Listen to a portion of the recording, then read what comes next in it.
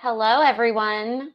Welcome to Criminally Confident. My name is Lacey Jane, and I thank you for being here. I know there are a million places that you could be right now, but I love that you're choosing to spend it here with me in sunny Florida. And today is Thursday, February 19th. We have a lot going on, including those Les Wexner deposition tapes that came from yesterday. They were actually in New Albany, Ohio, which is about, as I joked yesterday, 12 minutes from my home. So that's interesting. I listened to some of it and I thought it was just, honestly, I was like I didn't pick up the vibe that everyone else would be interested in it. So I figured that we would go ahead and pick up where we left off yesterday. But before we get to that, if you could please do me a favor and make sure and hit that like button, that thumbs up. It helps the algorithm greatly, which means basically it's not my ego. It gets the video in front of more people. And we want that to happen. So another heads up before we continue, we are about to have an influx of women show up here at the house. And it's probably going to be a little bit noisy, but I will do my best to mute out the sound. So just hang in there with me and make sure to sub if you aren't a sub, by the way, obviously. Okay, guys, I got it all set up and ready to go. We're either gonna hit one of two things. We're gonna get to the intruder, or we are going to get to 9 p.m. It's one or the other. So let's go ahead. I already have this keyed up. Share this tab. Back in January, Mr. Nermi, Ms. Wilmot. Who is this? Just randomly show up in my room. Ms. Hughes, please come forward to be sworn. Can you spell your first and last name? To grab the brief. Hughes, Hughes. Raise your right hand. You do solemnly swear. Do you guys know who this is? Nothing but the truth, so help you God? Yes.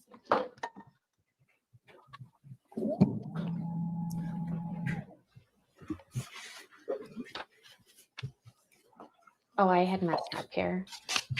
Come on. Hey, Jim. Good morning, Ms. Hughes. Can you tell us your full name, please? Skyly Hughes. Your contact with the county attorney's office is continuing, right? Yes. And when you're watching the trial, you're watching to see if there is any inconsistencies. And that didn't work out.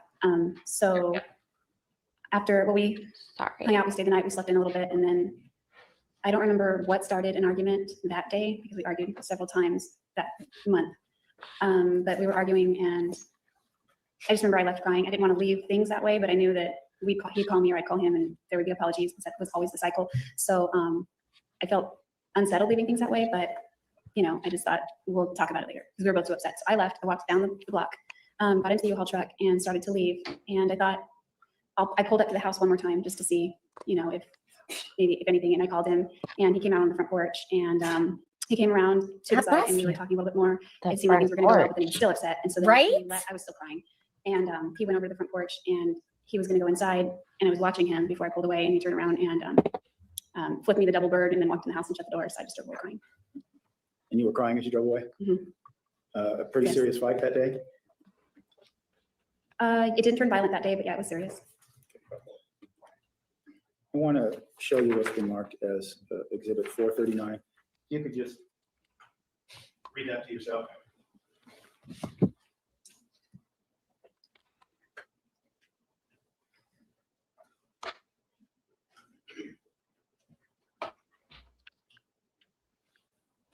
Yes. What is that, ma'am? An email I sent to Travis before moving. Maybe I don't remember the date. I think it was late February 2008. And was this before the last day you moved? It was before the day you pulled Yes, away? it was before I moved. What was the purpose of you sending this email? I had kicked around. Well, I knew that I wanted to move, but I wasn't sure how to tell Travis because he was kind of reactive sometimes whenever I made exertions of independence. So I sent him that email to sort of like just remind him that, you know, we're not always going to be hanging out like this and doing things like this. We're going to move on and see other people, marry other people, et cetera, et cetera. Okay. After you pull away, crying, you mother said he is flipped you the double Under bird. my window. You're driving your U-Haul with your car on the back, is that right? Yes, my Infinity on the back. When do you next receive contact from Mr. Alexander? I don't recall, but I would have called him or he would have called me. I do remember receiving contact from him while I was in Hollister, California, staying at my older half-sister's house. Would this have been the same day or the next day? Maybe, well, it might have been the next day. It was late at night, so I want to say it was the next day because I remember stopping in Southern California to meet with Gus Searcy. If I had driven straight to Hollister, I could have made it there by the evening. I'm not sure where I slept. I know I slept in my U-Haul some nights. It took me a few days to get up there because I made stops. But it would have been that day or the next day. Okay. When you, backing up a little bit, when Travis flipped you off, were you mad? Were you sad? How did you feel? It hurt my feelings. I didn't want to leave things like that. He used to say we should never go to sleep angry at each other. And so I kind of, I saw it like similarly that I'm leaving town, I'm leaving the state. Who knows when we're going to see each other again. He wanted to go do the Pacific Coast Highway and come up and see Ricah and visit me there and do things there that were on the list, 1,000 places. So that was sort of a tentative plan in the future. And I would see him at frequent legal events, but it was going to be a long period of time that I wouldn't see him. And I didn't want to leave it like that, even though we were going to talk on the phone. Why did you care about leaving it like that? You had this horrendous fight. You had sex the night before you had the horrendous fight, right? If we didn't, I don't remember that night before, but definitely the day of that I left. Okay. You had sex the day of this fight? Yes, before the fight. Okay. What was the fight about? I don't recall the specifics, but there was a running theme at that time about, She's describing what the fight was about. What was this running thing that you were fighting about? one was the pamphlet. We're talking about the day she left Mesa, moved to Ricah. This is a very specific point in time. On the day you left Mesa, the day Travis flipped you off was a goodbye. You had an argument, right?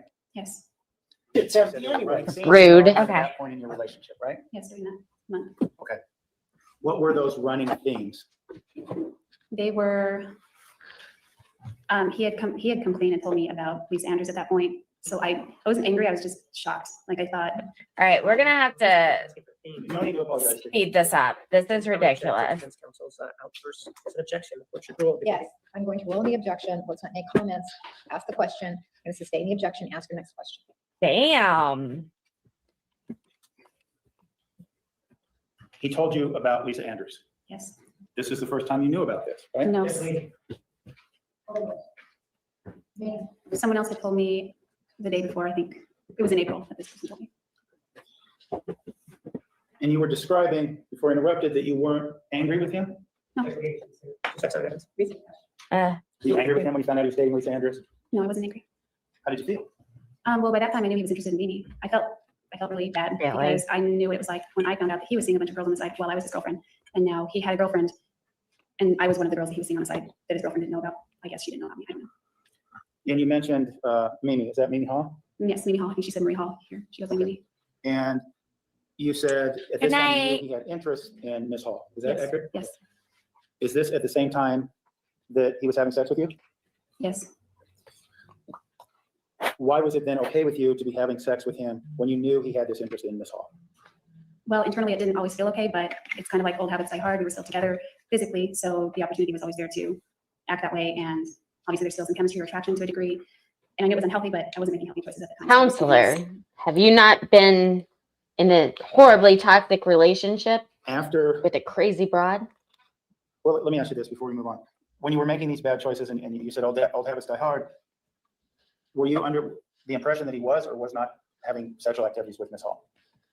Definitely not, was my impression. Okay. They weren't together, was my impression. Who is that girl talking to? As it relates to, you said you and Travis made a pledge, if I heard you correctly, to not to go to bed angry at each other. Is that what I heard? Yeah, that was one of his philosophies. So after this fight and when you were pulling away, or the day that you pulled away, did you speak with him that evening then? I don't remember if it was that evening or the next evening, but we did speak. So you might have gone to bed angry one night, huh? Yes. Well, I wasn't angry. He might have gone. Okay. I was You very were sad. angry. That is so dumb and unrealistic, When in my he calls honest you after all opinion. this, you find out he's interested in another woman. I You know still that he believe was that. dating yourself and another woman at the same time. He flipped you off leaving his home. And again, but guess the question, Jodi, why pick up the phone when he calls? Objection to text message. She indicated that she wasn't sure. She called him or he called her. I think she indicated she called him. Restate your question. Why talk to him on the phone? Come on, Juan. Well, he did send me a text message. It was either that night or the next. It was a very mean text message. And in the text message, he had a lot of his texts screwed up. So I called him to correct him. What was this text message, and we'll get into some of those later today, but in terms of the subject matter, what was he mad about? He was mad about the person who had informed me about Lisa. He was mad about, he had got into my Gmail account because he had my password, and he found instant messages between me and a guy named Steve Carroll that I had started chatting with on ldslinka.net. It's a Mormon social networking site. And I don't remember, it was so long. He just, my phone started beeping and it beeped, beep, beep, beep, beep, because all of these text messages were coming through. And it was all one single one he typed out and sent, and it just comes through broken up with X amount of characters per text message. So you said something of interest there. You said he got into your Gmail account. How did he do that? He had my,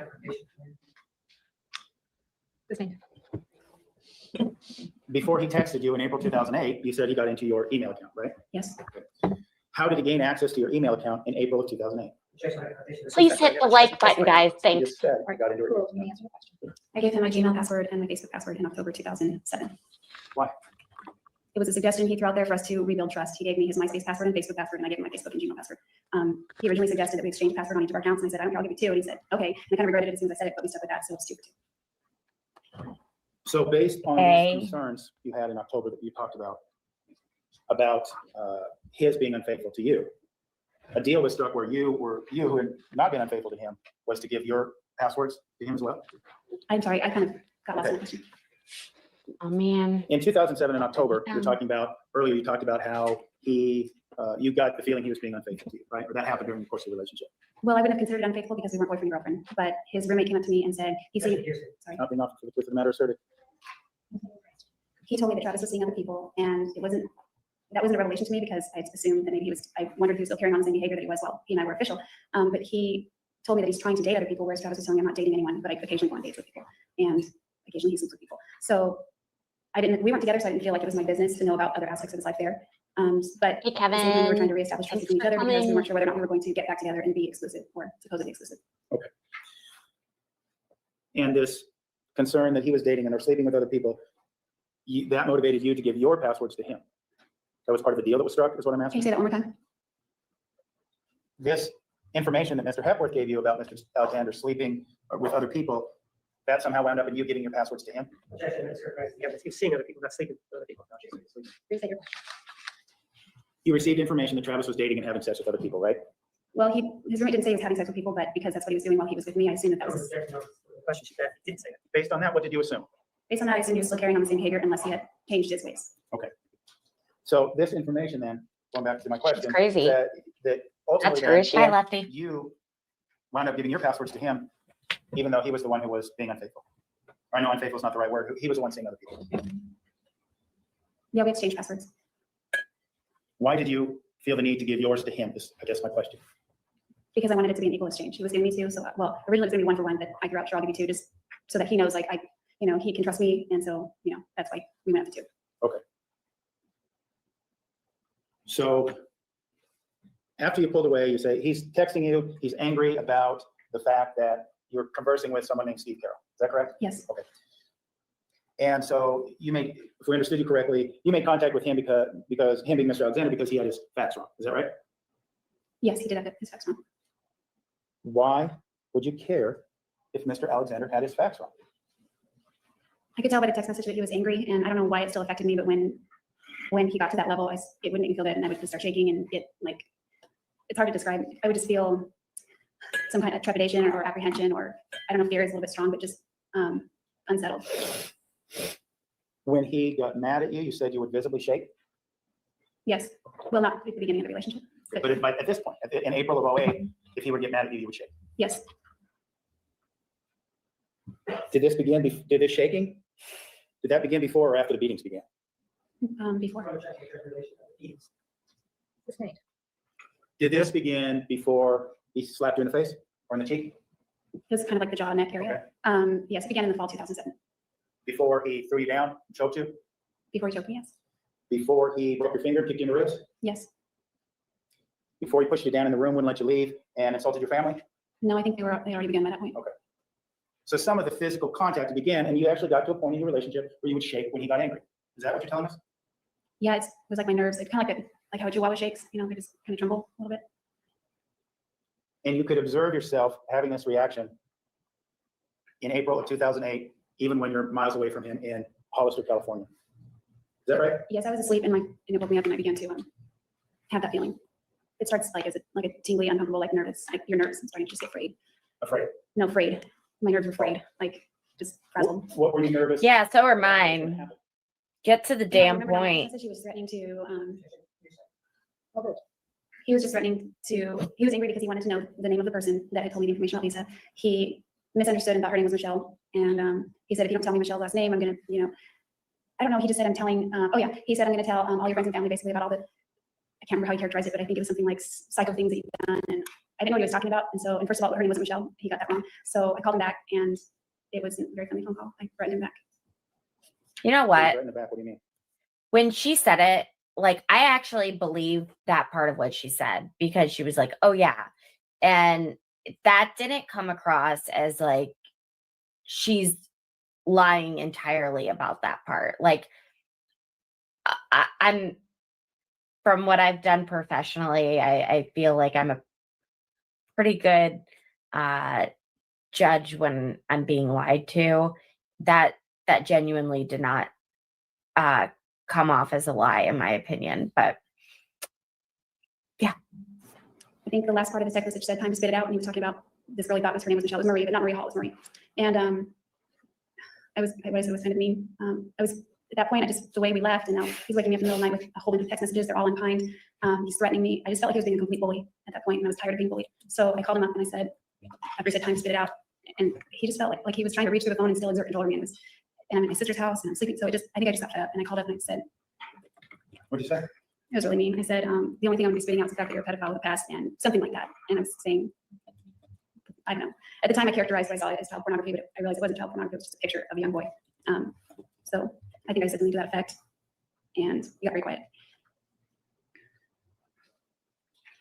Did that then end the conversation? it sounded No, I felt like really bad about it. So my tone turned softer because I didn't like to snap at him. Usually it turned really bad when I snapped at him. This time he was a it little bit more was humble. not that case. And he went back to this Michelle character that said her name wasn't Michelle, it was Marie. And I didn't know that Mimi went by Marie, so he was worried about Marie who, and I described her, and I don't know. It wasn't that same Marie.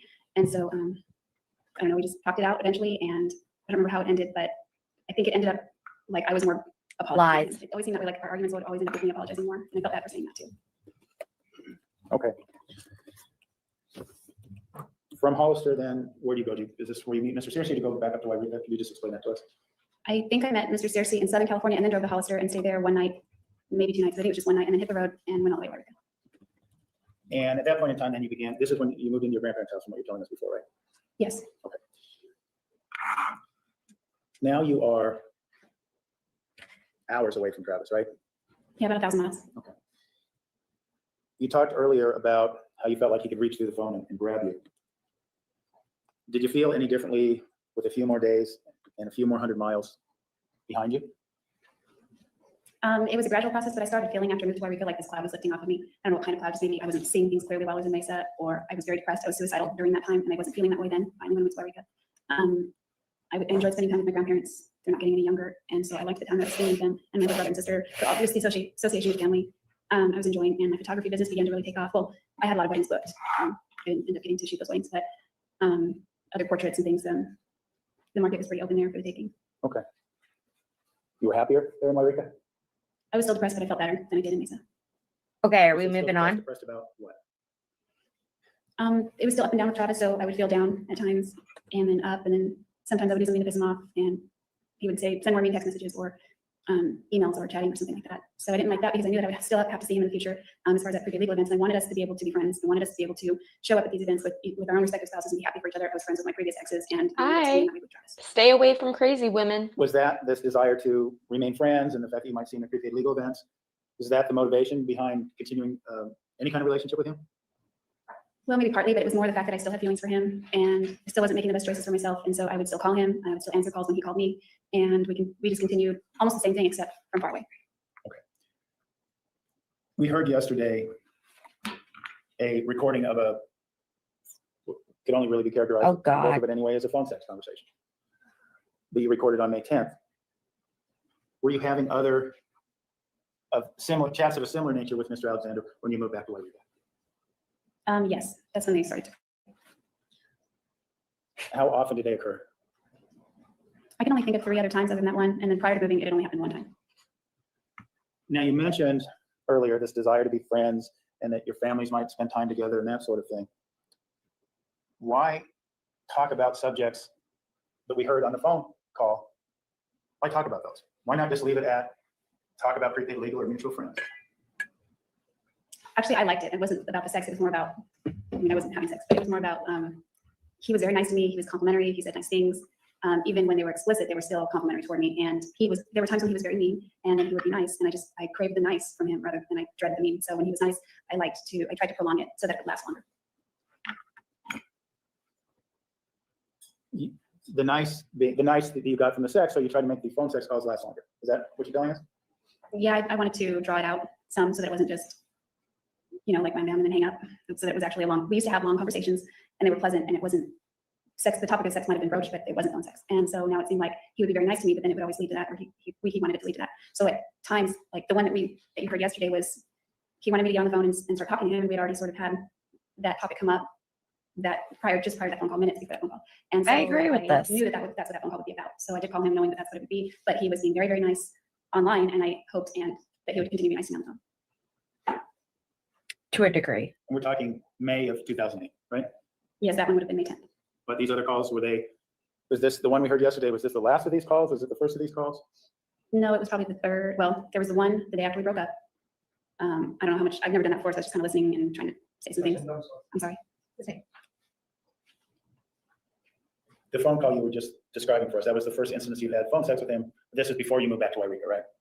I was in Big Sur that day, and I guess it was phone sex. I got the sense that he was masturbating. Okay. Let's talk about the calls in Wairika when you moved back in May of 2008. How many phone sex conversations did you have with him during that time period? I believe there were 2 prior to the one, during God. that time period, there were 2 prior to the one that was played yesterday, and then 1 afterward, I think.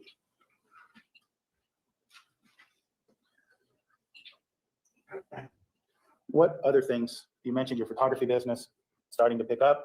Did you have a job when you moved back? Not right away. I was putting in applications everywhere. There weren't many places in Wairika. Did you also, was your mind open to the ideas of dating? It wasn't on my mind, so I can't say if I wasn't consciously closed off the idea of it. Please. If you were dating another individual at that time, would you have felt like you were betraying Mr. Alexander? I don't know, because prior to that, I would have felt that way. But at this point in our relationship, I probably would have felt more like I was betraying the other person. I don't think I would date anybody else, at least on a serious level. Maybe I'm monogamous, so if Travis and I aren't technically together, but I would have had to cut that off if I were to go forward with somebody else. During this time period, was there, I know you mentioned chatting with a gentleman on LDS Linkup. Were there any other individuals to which you had an interest in at that point in time in your life? Yeah, there were a few other people, and we didn't chat on LDS Linkup. We chatted on Gmail, but we met on LDS Linkup. I'm so There was another guy that I was beginning to talk to at the beginning of 2008 on LDS Linkup as well. His name was Sam Schultz, and I wasn't sure where. Anyway, we might get off topic, sorry, but Well, let me ask you this: what about Ryan Burns? What was your relationship with him? okay. I didn't really have a relationship with Ryan. What happened was I got a text message from Zion, another person in the business, and out of the blue he asked me what's up in Spanish. He was texting me, and I texted him back, and he asked me where I was. I texted him back and told him Ricah, and then he said you need to come out to Utah. There's some people I'd like to meet, and I thought people means plural, so I said who, and he took me back and said I found your husband, and I wanted to know who he was, so I think I joked about the future. I said Mr. Arias as a joke, and he didn't tell me, but he started giving me, I asked him for clues. He started giving me clues. He said things about his accomplishments in the business, and I just been on a conference call with somebody with Ryan Burns as the speaker, and so it matched. And so I thought, probably not him. I wasn't sure. And so I think I asked him how many letters does his first name have, and he thought that was funny. He told me 4. So look at that matches. Things like that. We just went back and forth until I finally got to him. I said, I think I know who he is, and he asked if he could give the guy my phone number, and I said yes. And so I think it was the next day, or maybe that same day, that Ryan called me. And what period of time would this have been? Would this have been May or April? Do you recall? I don't recall. I think it would have been April, because I remember texting Zion and saying, make sure you don't edify me as a blonde, because I am a brunette now, because I dyed my hair before moving out of Mesa. You dyed your hair before moving out of Mesa. There Just she so we're goes clear, using this the is word April 2008. edify April again. 2008, you said you moved. Actually, I think it was late March. I don't remember. The only reason I remember those dates is because I used to have date and timestamp photos. I guess I still do on the hard drive. But I remember the last Super Saturday that I went to was sometime in late March, because it was after convention. And I waited until after convention to dye my hair. And I showed up at convention with dark hair and a few blonde highlights. Which this might be a good time for recess. All right, ladies and gentlemen, 125 in the jury room. Please remember the admonition. You are excused. Please tell me that at 125, they are like, okay. Hypothetically speaking, go with me, guys. All right, we are leaving off at 132.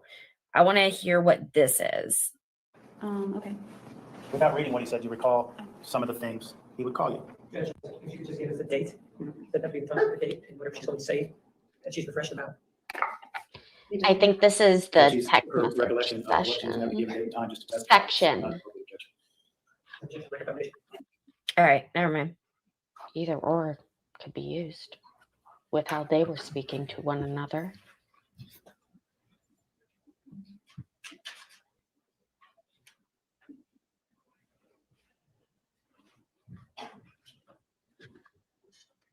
I'm gripping this so hard. I'm like, please get to the part that I want to hear, because I've Googled it and I can't figure out an answer. What was I talking about? If you're a content creator, Please be seated. The record will Do show the presence this. of the jury. watch The defendant, yourself your from counsel, 3 and months you may ago. continue. Tell me how cringy it is. Maybe even 3 years ago, if you have content that old.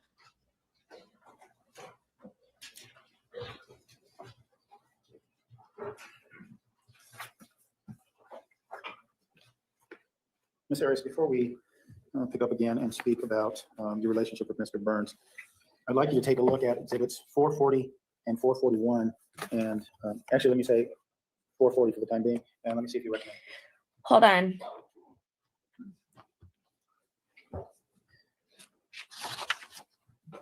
The question, if you're talking to me, the question is, when does she start talking about the intruder theory?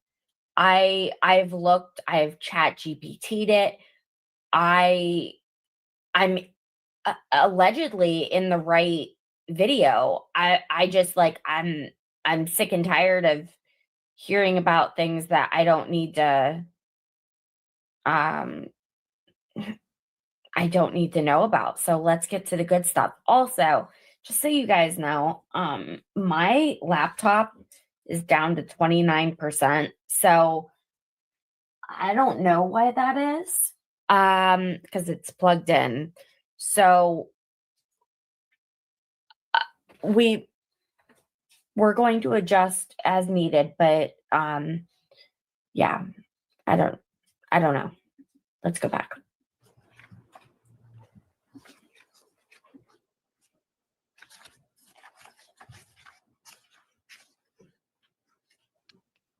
That's me currently yelling at Frank. Yes, I recognize him.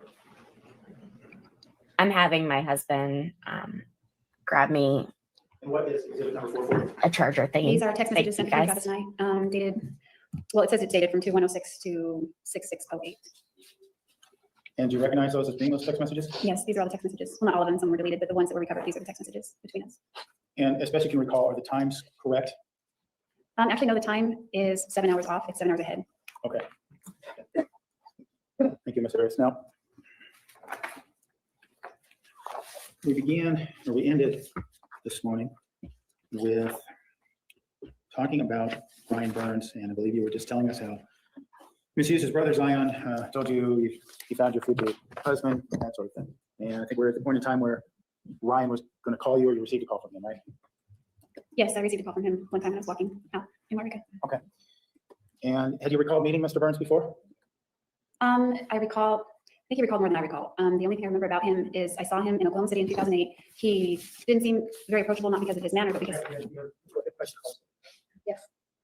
Can you describe your impressions of him when you met him? yes, he was surrounded by a lot of people. So I don't know if I made my way up to him and introduced myself, or if he made his way over to my side of the room and then we just introduced ourselves to each other. I can't remember that. I just remember it was at a gathering with some people that were on Team Renew. And then also on Saturday night of the convention, a bunch of us piled into a limousine. And That's her impression. Sorry. What happened? Jodi? The only other thing I remember about Ryan in Oklahoma City is that we all piled into a limousine together. I wouldn't even have remembered he was there, except when I reviewed my pictures later, he was in one of the pictures inside the limo. So it sounds like that Mr. Lovinger was attempting to play matchmaker between you and Ryan Burns. Is that fair to say? Yes. And were you open to dating? How did you feel about it? Would you feel like you were betraying Travis if you dated Ryan? Can you just kind of explain your mindset to us? Yes, I wouldn't have felt like I was betraying Travis, but I was worried about how Travis would react. So I asked Zion in one of my text messages, and not that you would, but please don't tell Travis about this. He's a good friend, but in order for this to have any chance, he shouldn't know about it. And Zion texted me back and said he shall not know. And why were you concerned, or what gave you concern if Mr. Alexander were to know about you perhaps dating or speaking with Mr. Burns? Well, it had been a pattern of Travis's since before we dated that he didn't take kindly to me going on dates with other guys. And throughout, well, I didn't go on dates with other guys while we were together, but even after we broke up, I went on another date with John Dixon, and that didn't go well at all when Travis found out. And then there was another guy that I went on a date with me, teasing me about him for forever after it almost. And also when we had that big fight in his bedroom the week that I was moving, that's when I told him about this guy, Steve Carroll, that I was text messaging or chatting with, and that erupted. So I just didn't want to hear it from him. I knew he was 1,000 miles away and he couldn't hurt me, but it still hurt my feelings when he screamed and yelled, and it was a headache, it was drama, and I just wanted things to be peaceful between us. Even though you were 1,000 miles away, let me ask you this, were there occasions during this period of time where Travis yelled at you on the phone? Yes, Did you do the shaking that you spoke about? I probably did. I guess I didn't realize it was 1,000 miles. Now, from your understanding, when you were having these phone conversations with Mr. Burns, where did he live? My understanding was that he was in West Jordan, Utah. So you're thousands of miles away. Is this a relationship that drives over the telephone, text message? Describe that for us. We began talking. There weren't any major fireworks. He was nice. We just talked back and forth for a little while. Nothing ultra flirty, and then it sort of tapered off for some days, maybe a week or so. No phone sex, in other words. Then he texted me again out of the blue, and I explained to him, well, I texted you a few times, he didn't answer. So I kind of thought maybe he lost interest. And then he explained he was camping and he didn't have cell phone reception. And as a joke, he was saying things like love or that ever happened and all these nice text messages. And I thought, okay, well, he does like me. He just was out of cell phone reach. So we sort of picked up again and began talking some more. Began talking now. I know you were hundreds of miles away and you're not seeing each other. But in terms of the relationship, was this a romantic relationship, a prospective romantic relationship? I would say a prospective romantic relationship. This is old. Thank you for your key insight. I want to show you what's been marked. I don't know who I was saying that to. 280. You recognize that? Yes. What is that? That's a text message that Ryan sent to me when we were text messaging back and forth. Is there a background to that text message that was related to a conversation? Yes, eventually we talked about meeting, and it would make more sense for me to go out there because there's more to do in Utah by far than there is by Ricah. Plus there are national parks and other things surrounding the area he lived. So I was gonna go out there and hang out so that we could get to know each other. Hang out. No, Judge, if I may approach. Ms. Arias, I'm going to show you what's been marked as Exhibit 392. Can you look at that? Tell us if you recognize that. Yes, I do. What is that? It's a text message Travis sent to me immediately after another one he sent to me. I move to amend Exhibit 392.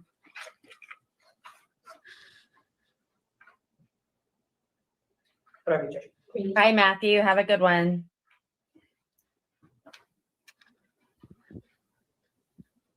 Can you see the date on there, Ms. Arias? Yes, Oh, no. There's another one. See 0502. What does that denote? May 2nd. That would have been 2008. 2008. And how can you be sure it was 2008? I didn't get my Helio phone until April 2008, and that's on my Helio. And the text message says, send me some pictures. I want to see you right now. What does that mean? He had just sent me a much longer text message talking about alluding to the Little Red Riding Hood thing that he wanted to do, and the pictures that he wanted to take, the same thing we were talking about on the tape that you heard yesterday. And he wanted me to take phone pictures of myself and send them to him right then. No. Phone pictures of yourself, like pictures of your face? Well, explicit photographs. What do you mean explicit? Maybe nude, like sexually explicit. Was he specific in his request? That was the only, I think that was the only request that I remember on that day. Just a sexually explicit picture, correct? Well, he said pictures plural. Okay. And you said this was also related to a discussion of well, you said Little Red Riding Hood fantasy, is that right? Yes, Is that the fantasy we heard described yesterday on the tape? yes, that's what it was alluding to. So on this tape recorded call that we listened to yesterday, had he alluded to that fantasy previously, or was that the first time he brought it up with you? No, I first learned about it in early in our friendship in 2006. He brought it up. Sorry for the noises. I'm going to mute myself. I want to show you, if I may approach, Your Honor. Yeah. What's in marked as Exhibit 391. Do me a favor and take a look at this exhibit, see if you recognize it. Drew, if you're still watching, we are actually watching this trial in preparation for the Kouri Richins trial, which begins on Monday. It's kind of like a lull time. So to answer your And what is it? It's the longer comment. text message on that same day right before the one you just showed me. Thank you. So it's one you're referring to moments ago? Yes. Move to the next, 391. No objection. Does anyone submit it?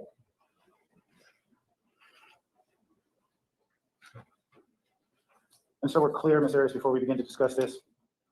In your recognition of this, was this, we have different pictures of it, but was this part of one long text message? Yes, it was. And 5-2 that we see there, we're talking also May 2nd Yes, same day. and 2008. Yes. He says that this photo shoot is going to be one of the best experiences of your life and his. And he talks about all the pictures he's going to take of you. Was this doesn't mention Little Red Riding Hood, so I just want to be clear. Is this what we're talking about? Yes, that was the only photo shoot kind of thing that was planned at that time, that was of the nature that he's referring to in this. Okay. And he says the progressiveness of it from the very clean to the very dirty and everything in between. What did that mean to you? The same thing that he explained further in the tape was that he wanted to get different angles, different shots, different positions. He says a day that has not gone by that I haven't dreamt about driving my shaft and hard into you. Is that a reference to your understanding, is that a reference to what we talked about or what we heard on the tape when he talked about zip tying you to a tree? I hadn't heard about that because this is the 2nd of May and the conversation was on the 10th, so I didn't hear about the zip tying to the tree until that conversation occurred. At least I have the Presumably same first, right? reactions. We should presume.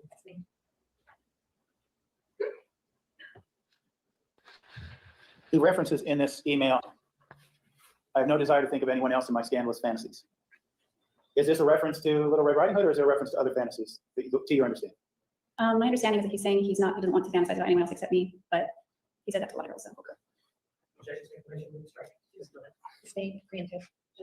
Asking. You found out that when he was dating you, he was dating Lisa Anders and Mimi Hall, right? I wouldn't say we were dating, but I guess we acted like that. Okay, you're right. I should say when you were having sex with him, he was dating those two other girls, right? Yes.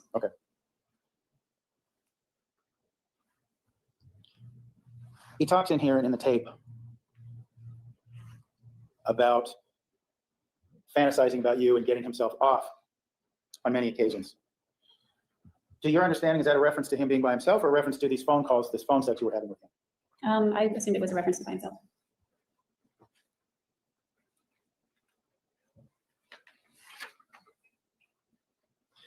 He also says in this message, you are the ultimate slutty vet. What did that mean to you? Is there some history behind that? Yes. What's that history? Sometimes he would call me that when we were having sex. Is that one of those things that made you feel special, or how did you feel when he would refer to you as a slut in bed? Well, he wasn't saying it as an insult, so I just felt, I don't really remember how I felt, but I just knew that he was enjoying himself. He says he wants to send one down your throat and another on your face. What did that mean to you? Oral sex and, Ejaculating in you? yeah, yes. He also says you're going to get taken like you have never been taken before. What did that mean to you? We were always trying to top ourselves, like go a little bit farther than the last time, and usually he would come up with some creative ideas, so most of the time I was game for it. Most of the time you're what? Game. Okay. But how about feeling like you've been raped, but you enjoyed every delightful moment of it? Did you want to feel like you were raped? No.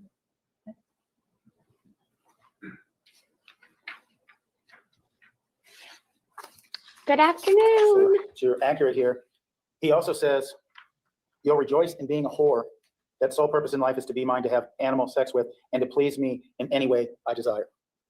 Was it your ultimate goal in life to be Mr. Alexander's whore? No. Based on what you said before, you were interested in the fond and affectionate feelings you got from him being happy, right? Certainly. Not being his whore. Well, I mean, that wasn't like how I would put it, but that's, That's how he put it, right?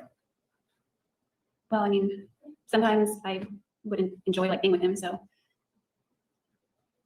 Were you willing at this point in time in your life, in May 2nd, 2008, to have animalistic sex with him Probably. and please him in any way he desired? Well, there would have been some limits, but mostly yes. And this was after the abuse and after you moved away, you were still willing to do this for Travis, if that's what he wanted, right? Yes. You were still willing to be tied to a tree, if that's what he wanted. Is that fair to say? I'm not sure I would have gone for that, but I let him entertain the idea.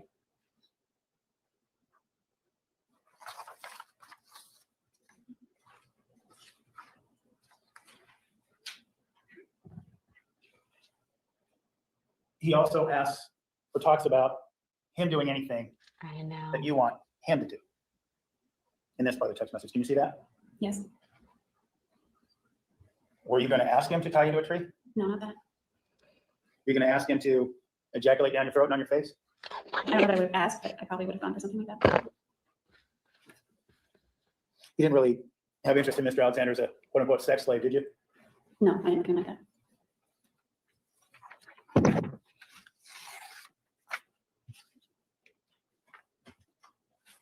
Did you want him to be designed for your most vile and lustful pleasures?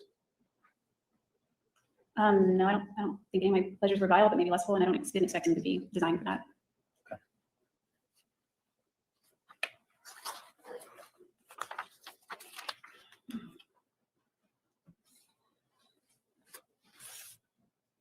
Why, and this was happening within a day or so of you having conversations or text messages with Mr. Burns. And it sounds like there was a budding, I think we use the word budding romantic interest with Mr. Burns. Why, given this budding romantic interest, are you still entertaining Mr. Alexander's interest? I still have feelings for Travis, and it was just something that we were familiar with, comfortable with, and I think the comfort came from the familiarity, and it's just something we continue to do.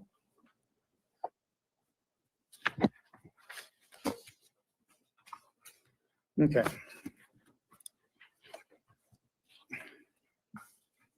Before we move from this time period of your life, I want to show you what's been marked. Exhibit 413, 414, and 415, and entered. I may approach this. You may. Do you remember seeing those photos previously? Yes. I think it's hilarious that no one warned me how bad this was going to Can you be. explain this photo to us when it was taken? Intense. Oh, I'm sorry. This is exhibit 415. I believe that was taken on Main Street or Broadway. I think it was Oregon Street. It's taken on Oregon Street in Ricah, right up front of her dad's office. And her, who is that? My friend Heather. And when was that taken? It would have been after I moved to Ricah. I don't remember the exact date. Sometime in the spring, I think. And your hair there, I'll let you describe the color. What color would you describe? Are we talking about her hair again? Brown, medium to dark, Okay. light to dark. Maybe. Secondhand cringe. Let me show you what's been marked as exhibit 413.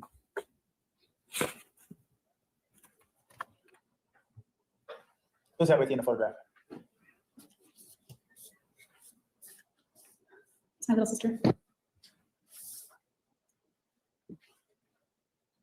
you remember when this was taken? We were laying on my bed and just goofing off. And we're on my. They look just alike. Do you remember that? After I moved to Ricah, that's at my grandparents' house. I didn't notice that last time.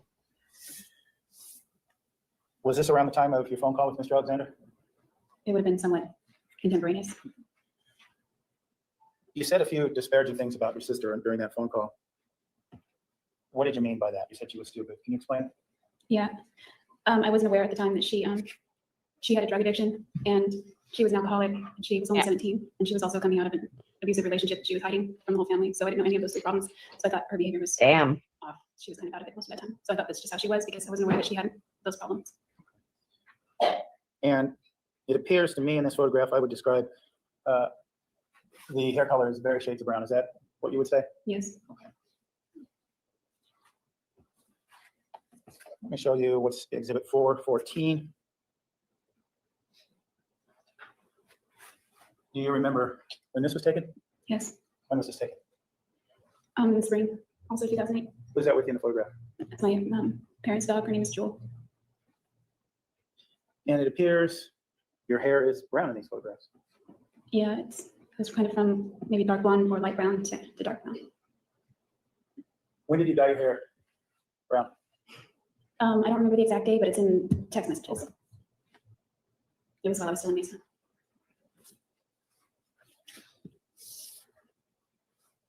Moving back to, or forward for a minute to June 4th. Earlier, we saw photographs of you with brown hair. Or excuse me, on June 4th, we saw pictures of you in brown hair earlier in this trial. Did you change your hair color from this photograph until the time you got to Travis's house? Trying to remember because I dyed my hair twice, and the first time it didn't take, that was in Mesa, so I did it again. But it was already dyed by then because it was not that dark until the second time. So Okay. You didn't go blonde? I wouldn't have been able to go back to blonde. Why not? Well, I had been platinum blonde for about almost 5 years at that Her point. hair would have so fallen you can see My out. natural hair color is pretty dark, and when you strip away all that hair color, the shaft of the hairs, it changes it. I don't exactly know. I'm not a cosmetologist, but It would have gone when brassy. you deposit dye onto the hair again, it not only takes, but it sucks it up like even more. So it's now almost like staying in a way that you can remove it. I heard that you can actually strip it back to blonde, but by doing that to my hair, what it was, I wouldn't have really had hair left. It would have just broken up. Yeah, it would have been a total fucking disaster. I'm in a home with 4 cosmetologists right now. So yeah.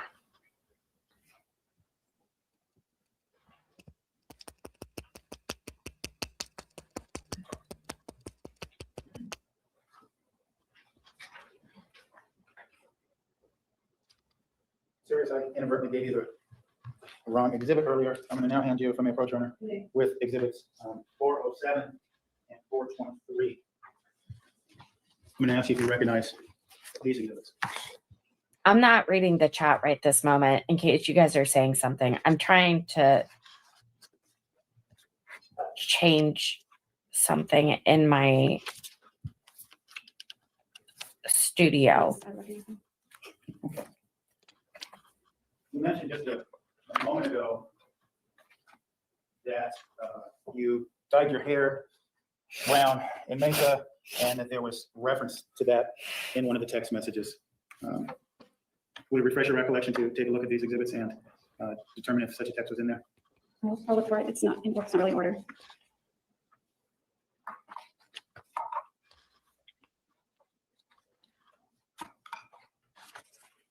Hello.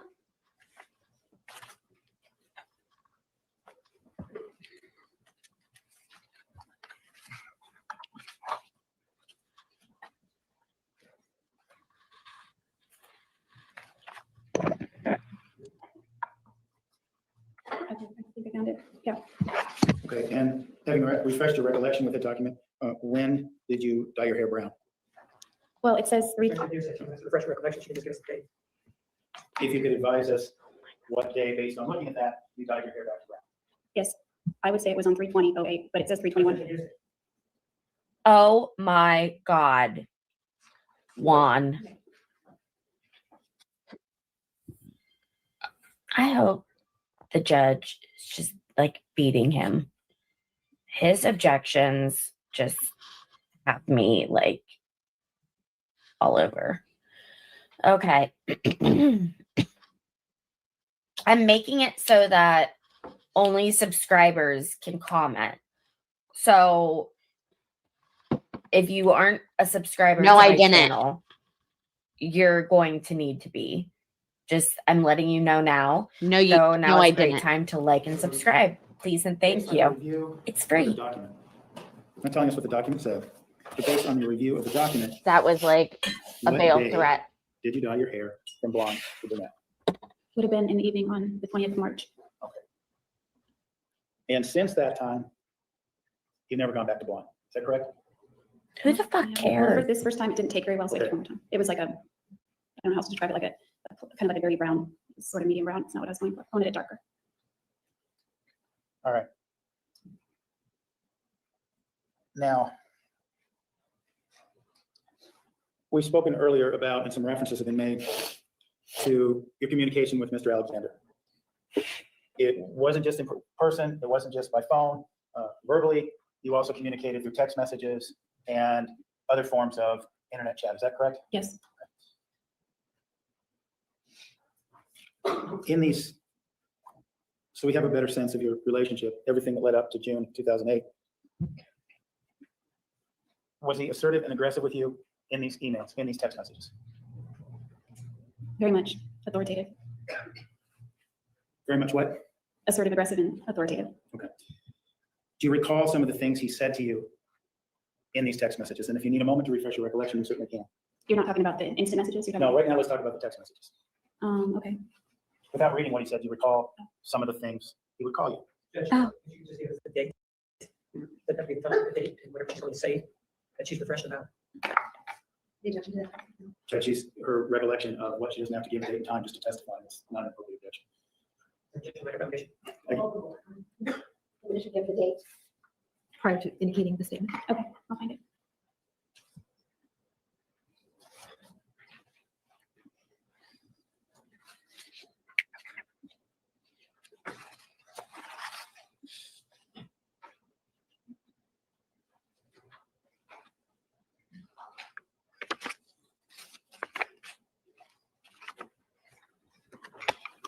Who does boo you, me or her?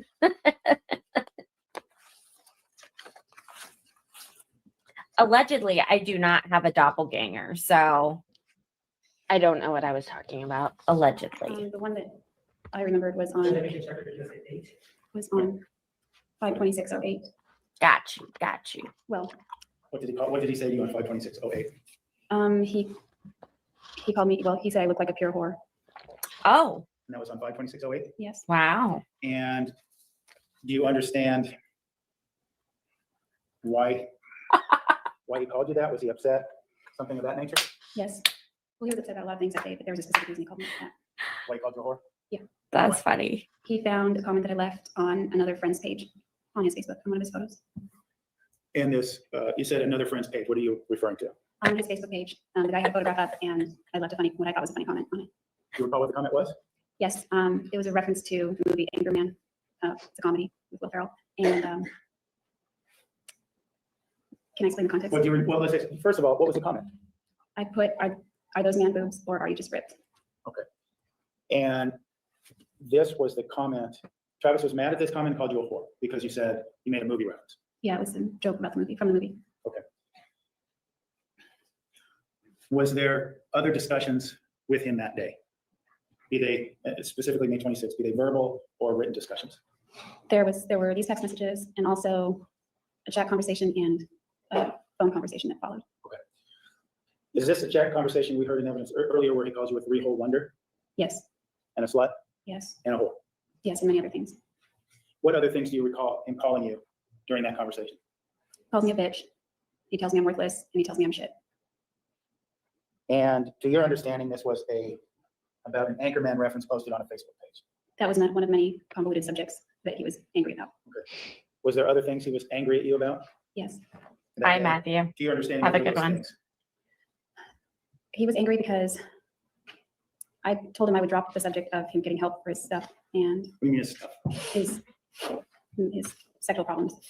And well, we agreed to drop it as long as he got help. I didn't really want to bring it up anymore, but after he made that comment about sodomizing a little girl on the phone, then I was I was concerned that he wasn't making any progress. So I sent him another of the same little stack of pamphlets that I grabbed, and I mailed it to him without telling him. I just dropped it in the mail because after that phone call, it concerned me. And he blew up over that and some other things also. Some other things. What other things? I had missent a text message to his phone. It was supposed to go to Steve Carroll. And the nature of that text message was that, because Travis had my Gmail password and he was getting into it. And so Steve and I were chatting on this and it created a fight when Travis found the conversations. So I sent Steve Carroll a text message. I meant to send him a text message saying, hey, let's use my Hotmail for now or something like that. Because someone has my Gmail password. Unfortunately, it happens to be an ex-boyfriend. And it was kind of a long explanation. And I went to hit send and could see it was 2 messages on my phone and it goes through 1 and then 2. And as I was sending it, it saw it was going to Travis Alexander and I was like, oh crap. So I hit cancel as fast as I could and it canceled the message, but the first one made it to him and that was enough to piss him off. So he accused me of being a liar because I wasn't telling him about what was really going on with Steve and I, even though we've never met. And then there was, and so it just seemed to compound because there was Abe and then there was Steve and John Dixon and all these people. And then I was very angry about all that stuff. John Dickhead. You mentioned Abe. That's a reference to whom? Abe Abdelhadi. Since you brought up Abe, if I could approach again, Your Honor, with Exhibit 438. You take a look at that and see if you recognize that. Yes, What is that, Ms. Arias? this is an email I composed to Abe on February 18th, 2007. I composed it at Travis's behest and then sent Abe the email and also forwarded Travis a copy afterward because he wanted to read it. Move to exhibit number 438.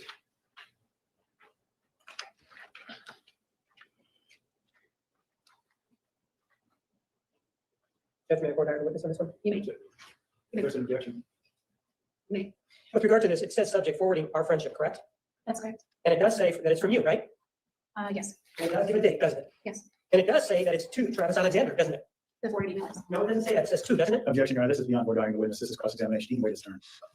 Take a look at exhibit 438 and see who the to line is to. To travis.alexander@gmail.com.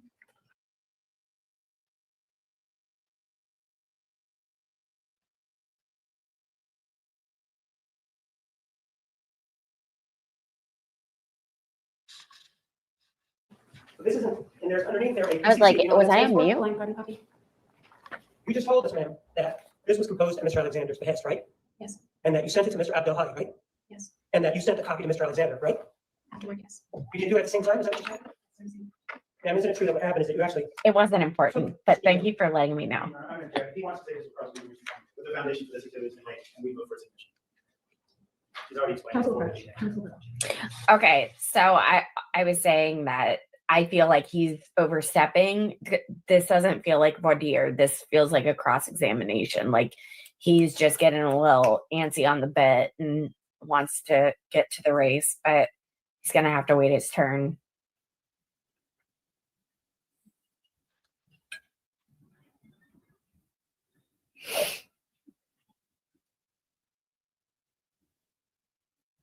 I guess it's a good time because we do have some new viewers. Before you forwarded this email to Mr. Alexander. To like and subscribe, please. objection says the testimony isn't forwarded, it's sent to Mr. Alexander. Rephrase it. This email was a forwarded email, correct? Yes, To whom was it originally sent before you forwarded it to Mr. Alexander? I first composed it and sent it out to Abe Abdel Hadi. And do you remember approximately, do you remember when that was? I believe the date was February 18th, 2007. So the same day that you forwarded to Mr. Alexander? Yes. Okay. I move to admit exhibit 438. Yes. No, Why did you write this letter to Mr. Abdel Hadi? Travis was giving me a hard time about us remaining friends. He felt that there was too much history between us because we had gone on one date. And this reads a bit like a breakup letter. You make the comment that what matters to me is how that I am accountable for, let's see, what matters to me is how that which I am accountable for would make Travis feel. I wasn't Let's wrong. see the paragraph. I'm looking at the paragraph here, beginning with the word what. Okay.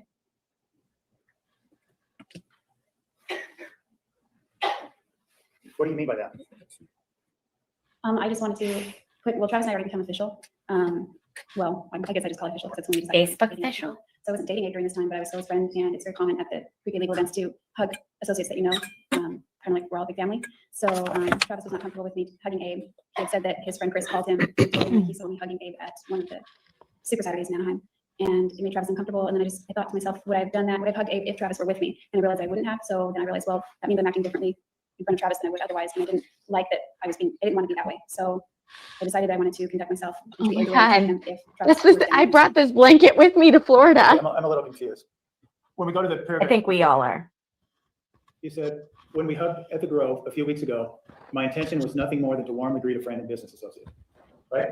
Yes. That's what it says? What would be wrong with that? In your mind, how about let's start? There was nothing wrong with Yeah, it. this That was is in the wrong. funny. I realized it made Travis uncomfortable or unhappy. So because it made Travis uncomfortable and unhappy that you hugged a friend and business associate, you were encouraged by Mr. Alexander in order to avoid his wrath to write this letter, right? Okay, guys, look at what Christine just said, because I think that it's important to recognize other people's perspectives, especially as first-time viewers. And I appreciate you being vulnerable enough to say that. Girl, just you wait. she is a whole different flavor of crazy. Like Baskin Robbins will never come close. Nope. Nope. No way. Please state. Now In order I to have to avoid go get Mr. Alexander that. getting mad, raising his voice You're at at you, my making you shake. Is nightstand. that why you wrote this letter? No, because I wasn't shaking it at that point. I'd only seen this draft one time. Actually, I haven't seen it. I heard it over the phone.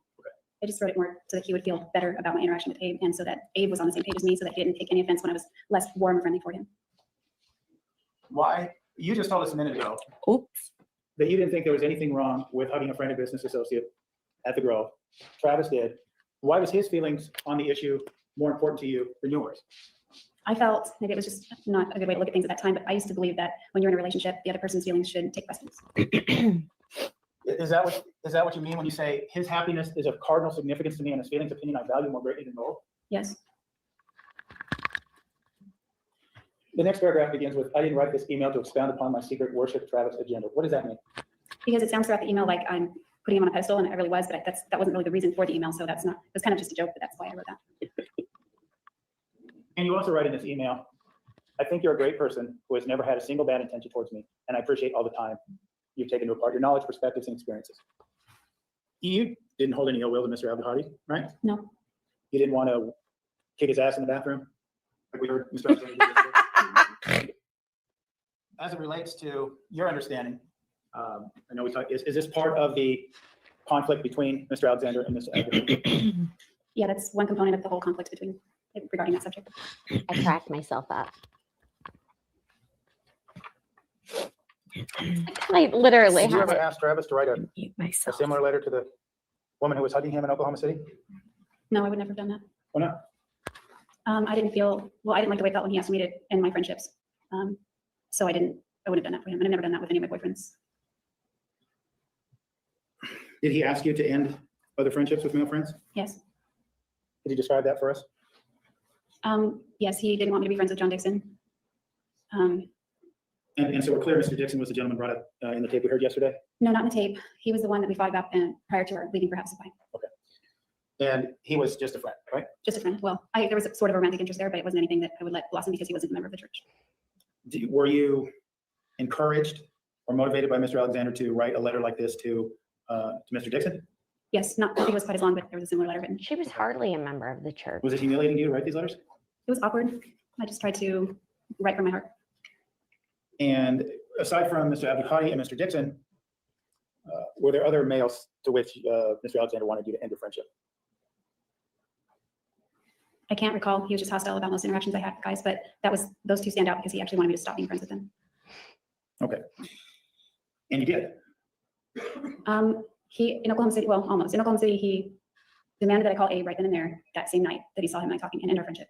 So I called, I was trying to think of some alternative or something he'd be happy with, some kind of compromise, and I couldn't come up with anything. So I reluctantly called him with that in mind, and Abe did most of the talking. He's very chatty.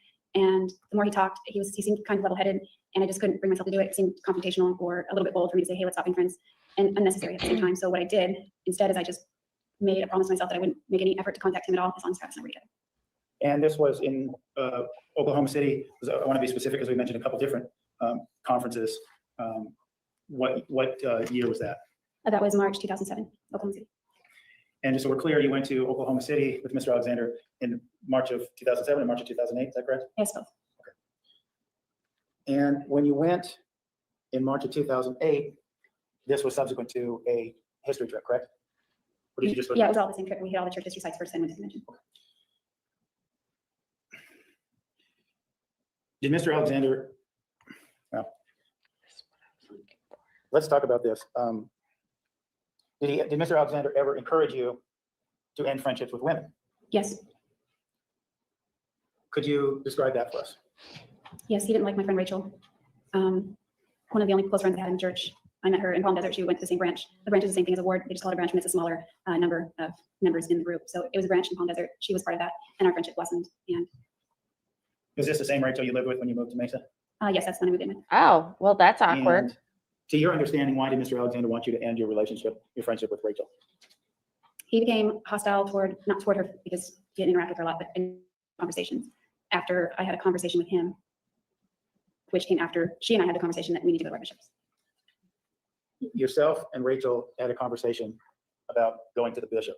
Could you, what does that mean, or could you just explain that to us? Yes, my understanding is when you're a member of the church, most things, if we're all sinners, is the idea, nobody's perfect. So you repent. And a lot of times that stays between you and God and within your heart. And, you go through your own repentance process until you feel like you have repented sufficiently. But when there are certain I wasn't on that. sins that are more egregious, it is recommended that you go to your bishop so that he can counsel you and guide you toward back to the straight and narrow, in other words. And so sexual sin is definitely on that list.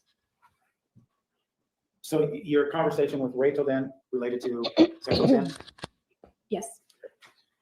And was this the same conversation you referred to a while back about where you told her you were having oral sex with Travis? Yes. Okay. And did Travis want you to go to the bishop with this information? No. And would I be correct in assuming then that Travis wanted you to end your friendship with Rachel because she encouraged you to go to the bishop? He was just hostile about her afterward. I don't really know the reason. Okay.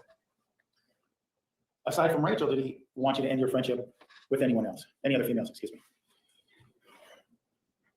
Nobody comes to mind. I want to say yes, but I can't think of anybody. Okay. Getting back to the text messages, you mentioned that on May 26th, he called you a whore. Moving back in time, were there other text messages where he called you names? When I was looking through these just now, it seemed like there were more like complaints or accusations of things that I did wrong. No, that wasn't my question. Apart from calling you names, if I heard you correctly, you said there was accusations in these text messages. Is that what you said? Accusations and complaints about just things that he felt I did wrong or things that didn't please him. Okay. Let's start with accusations, and then we'll work our way back to the things you did wrong. And if they're one and the same, so be it. What were the accusations he made against you in text messages? And if you need a minute to look, please do. Okay. There was a bunch in here. Sorry, guys. Right now, I'm looking for my keywords I that I need to used check from my yesterday. schedule and see what time I'm gonna go live tomorrow. I don't know. This whole How many examples you want, because it's full of them. All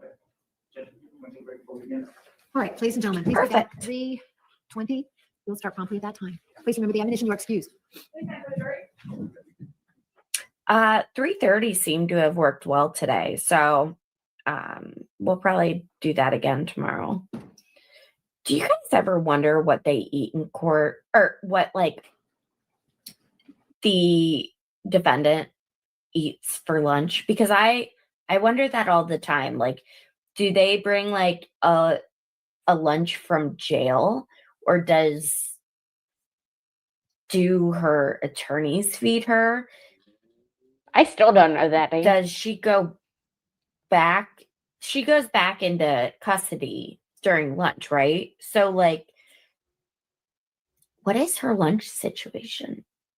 I've thought about this way more than a normal person probably should. If anyone knows, holler.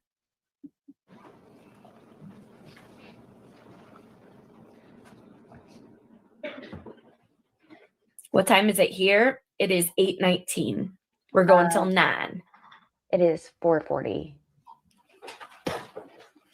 My husband brought home pizza.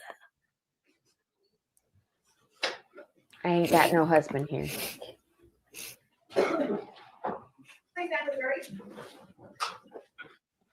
I like your papadori. You have a pretty papadori, LB. Talking to someone in the chat. Crafty girl, what kind of crafts do you like? Please be seated. The resolution of the presence of the jury, the defendant, and all counsel. Mr. Nerman, you may continue. Thank you. Ms. Arias, before we delve too far into the text messages, I neglected to ask when you were. I have one more question. If you guys could type it in the chat, whether you're watching right now or on replay. How did you guys find me? Was it another creator? Have you already followed me in the past? Did I come up on your For You page on YouTube? Or was it a different stream of? I was asking these questions because this is the very first time I got more than like 10 viewers at a time. not okay. I'm grossly underestimating. But I had a few hundred on this stream and I didn't know why. And it was this stream. And after this stream, I was averaging like, by the time I would log off, 25,000, anywhere from 25,000 to, we're talking average, like 40,000 views per stream. So this was kind of the stream that started it all. And then I went on vacation and I've had to like rebuild. So I appreciate y'all being here. Please make sure to like the stream and subscribe to the channel. Thanks. Social media, that would really help me. Thank you.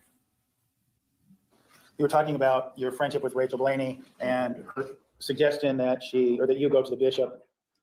Did you have a conversation with Travis about her suggestion? Yes, and just for the record, it's Rachel Bennett. Sorry. Bennett, I'm sorry. That's okay. It was Rachel Bennett. What's that? It was. I think she's divorced. Right. You have this conversation with Rachel and you talked to Travis about it. And based on your conversation with Rachel, it sounded like you wanted to go to the bishop. Is that accurate? I felt it necessary at that point based on what Rachel told me. Did Travis want you to go to the bishop? No. What was your understanding of the reasons that he did not want you to go to the bishop? He had this problem before. It was embarrassing to him, and he did not want to go to his bishop. I offered, that's okay, I'll just go to mine. And that's when I learned that if I go to my bishop, there's a high potential that his bishop, my bishop would call his bishop. And Yep. call into the bishop's office. They would. Why would that? What was your understanding of what problems that would create for him? I wasn't sure. I just know that he and Deanna had their temple regiments taken away at one point. That's what he told me, because of the same activities. What was your understanding of Mr. Alexander's, for lack of a better way of putting it, status in the church?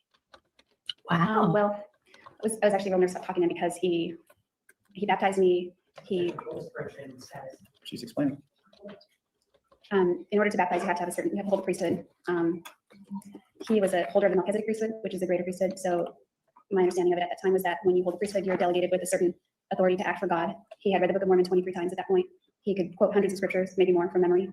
He knew all the doctrine through and through. At least I believe he did, including what Mormons refer to as deep doctrine, which are types of doctrine that aren't immediately shared with non-members, if at all, and they aren't immediately shared with new members either. But maybe eventually, depending on their progress in the church. And I mean, he wore his temple garments. He went to the temple. He'd been a church member for over a decade. He baptized me. It just seemed like he was a lot farther along in his knowledge and authority in the church than I was. I hadn't even been a member for a year at this point, and a year is a significant milestone in the church. How so? After being a member for a year, if you've lived worthily for that year, you are eligible to enter the temple. So when you understand that you felt as So though his embarrassed. knowledge was so much greater than yours, so his decisions on these issues or his beliefs on these issues were more informed than yours? I believed he was superior to me in all matters of our mutual religion, and I understood his embarrassment, and I also understood, well, I believe that he understood where the line should be drawn as far as law of chastity goes, and that, I don't know, I mean, we didn't go all the way like a few days before, so I knew how to get across that line, but I knew for certain, all the other things aside, but I didn't want to cause any problems for him. So after you had this discussion about telling the bishop, you wanted to, he didn't, and you did. Is that accurate? Well, I can't even say I wanted to. I felt like I had to. It's not like I was looking forward to it. Okay, that's fair. Yeah. All right. Because White Getting back to the Buffalo, text it has messages, me And you've blushing. had a chance to look at them a little further.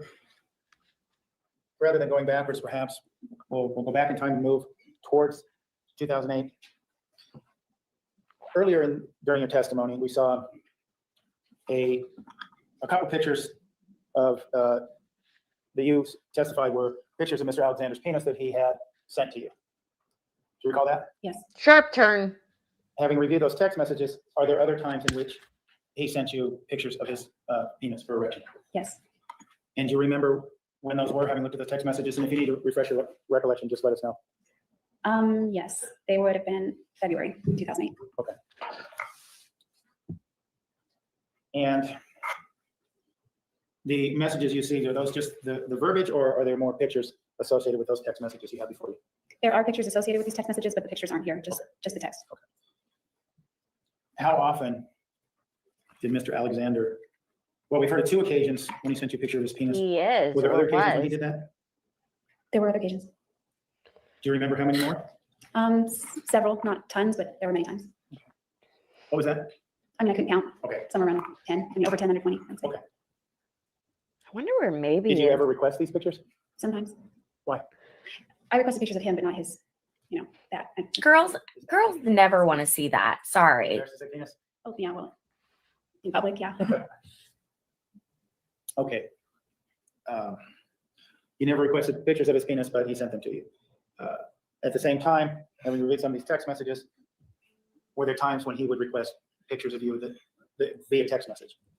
Yes. And having reviewed some of those text messages, and if you need to take a look at it, just let us know. When did those requests happen? They happened many times, but these text messages show there was one on February.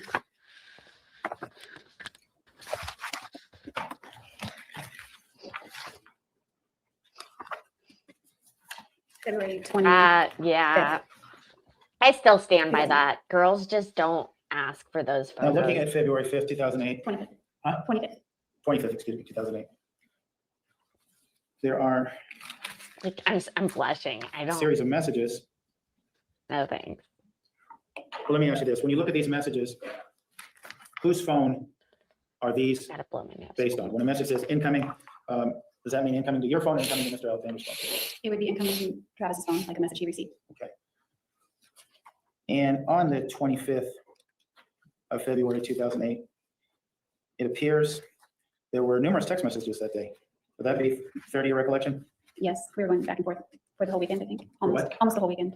Shut up, Zacharina. If you look at those messages, one could get the impression that you were texting Travis and he wasn't texting you back.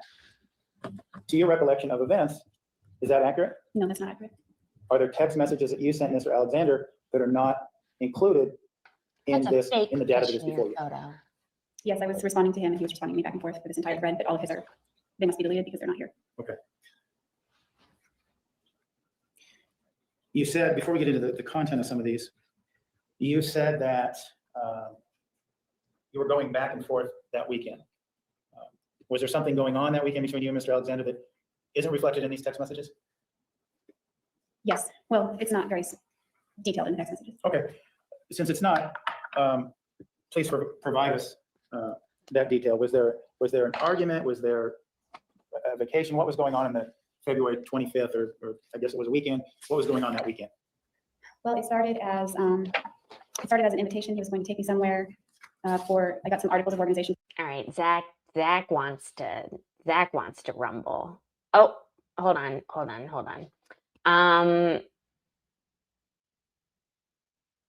Ricah, you can tell him, I call him that, contacted me on X, Zach. And I about fainted. Nick Ricah challenged me in a comment, in a tweet. And I actually screenshot it. And I sent it to everyone I know.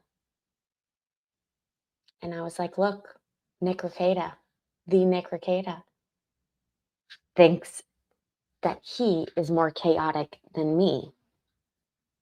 And if you know LawTube, you know this name. He is like the grandfather of chaotic LawTube. But, as I told him yesterday, once he's ready to skip over the foreplay of sending each other back messages and invite me on the show, he'll learn very quickly that I might be the opening act, but I have headliner energy. And he has met his match. Okay, we can continue now. But if you see Nick Ricah, tell him I said, what's up? Street's been talking. Still waiting. For him to start an LLC, and he wanted to do all the footwork for it, and he would pay to have it published. And so he said, by doing that, I want to take you out to dinner to this place that you really love. And he didn't want to tell me what it was. He just said something totally you'd love it. And so it was something he kind of talked up a little, and it wasn't like set in stone, this date, but I guess it was in his mind. Otherwise I would have never taken off because it sounded like a fun date. But instead, I was talking to Gus Searcy, and he was doing a presentation in. They were And I went out there for the weekend to see the presentation and go to a few things, just shows and things around in Las Vegas, just a weekend to relax a little bit. And I didn't tell Travis I was going, and he got very upset about it and offended and hurt that he accused me of ditching out on our date. Okay. So this was the reason for the flurry of text messages then? I hear you. No, actually, Sandra. because what happened was after that argument, he apologized and I apologized because I felt like, I mean, I didn't mean to skip out on the date. I didn't understand that it was unsafe. So I felt really bad because he seemed very upset about it. And after that, just like almost always, if we're done apologizing, it led to something sexual. And so we started going back and forth on our text messages, and they got dirtier and dirtier and dirtier. And so it was kind of like just foreplay too when I got back to Mesa. You mentioned, like it always does, it got sexual after an argument. And you mentioned makeup sex before. Why did it get, from your perspective, why did it get sexual after an argument? Travis had this cute little term called de-stressing, and I thought that was interesting. So it's something we began to, it was like a code word in a relationship. So when we stressed out, his way to de-stress would be sex. So arguments were stressful, and that was a good way of lasting and feel better after. By sex, are we including oral sex, anal sex, or vaginal sex? Oh, geez, Yeah, all of the above. All the above was de-stressing? Well, whatever the activity entailed that day. Now, you mentioned you were in Vegas, and from what you told us earlier, you said it became sexual, and you said he was asking for pictures that day? Yes, And by pictures, would I be correct in assuming we're talking about nude photographs? yes. Always with When you her. received these requests from Mr. Alexander for nude photographs of yourself, where were you? I was hanging out with us in his motorhome. We were watching the Prestige. When Mr. Alexander sent you the text messages requesting dirty pictures, did you have dirty pictures as you said? Did you have those on your phone? No, I didn't keep them on my phone. You think you're hilarious, Sally, So- don't you? Did the request then involve making a new current picture of yourself? In order to fulfill the request, I would have had to. Did you end up fulfilling that request? I did my best. And I know it might be embarrassing, but what did you do to do your best? Oh my God. Obviously, I'm not going to do anything like that with Gus there. So I went into the bathroom, and it's a motorhome, it's a very small, cramped bathroom. And he wanted a photo, and lighting was poor. I just did the best I could. What did you want a photo of? On my butt. So you remove your clothing, you take a picture of your buttocks for Mr. Alexander? Not all my clothing, just my pants. Okay. My underwear. What was that? You're Just my pants and my underwear. straight up poor. Why do you do that?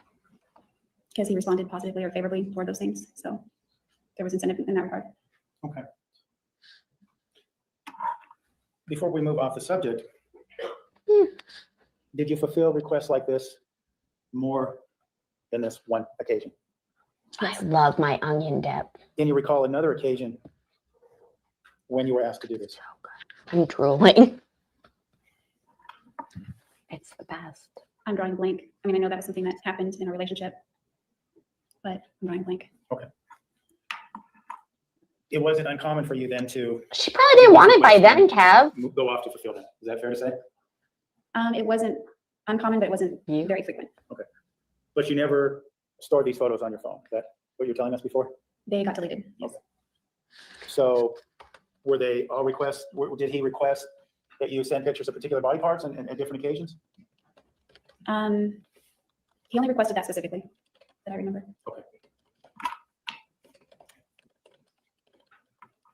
How did you feel doing that? Kind of like a voyeur a little bit. I mean, it wasn't, I don't know. I felt a little awkward. Like if there was a picture that wasn't very flattering, I would delete it, try again, and delete it, try again. And it was like, okay, that one he'll like that one. So I would send it. And it wasn't so much that was uncomfortable, but it was outweighed by the fact that I liked his response in return. And so when you sent him these pictures, you Zach, see it's for Zach. in these text messages positive responses from him, or are those not present as it relates to February 25th? His responses are not present, but I did receive positive. Well, they were not angry or negative by any means.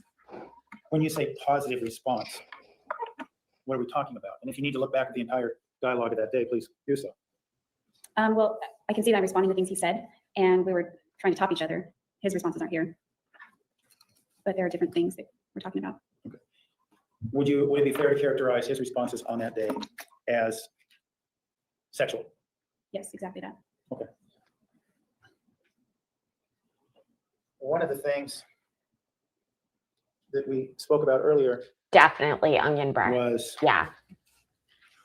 let me ask you this. Did he send you, looking at these text messages, did he send you other text messages of a sexual nature?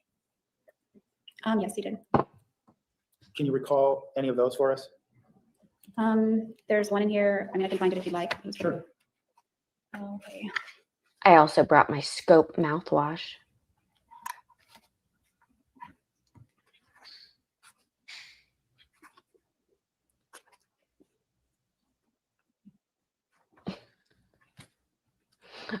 Bye, Zach. Thank you so much for your contributions towards this enterprise.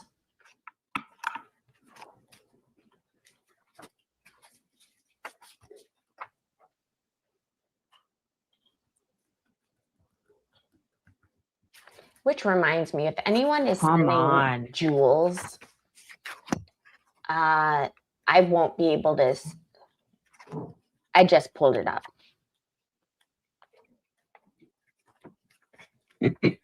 Yeah. So I should be. able Chicks to- never want to see penis pics. Hate to break that to you guys. Ever.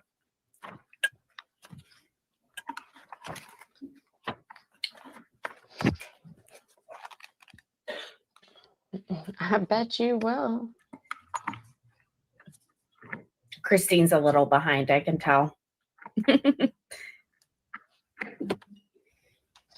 Okay, for real, Jodi?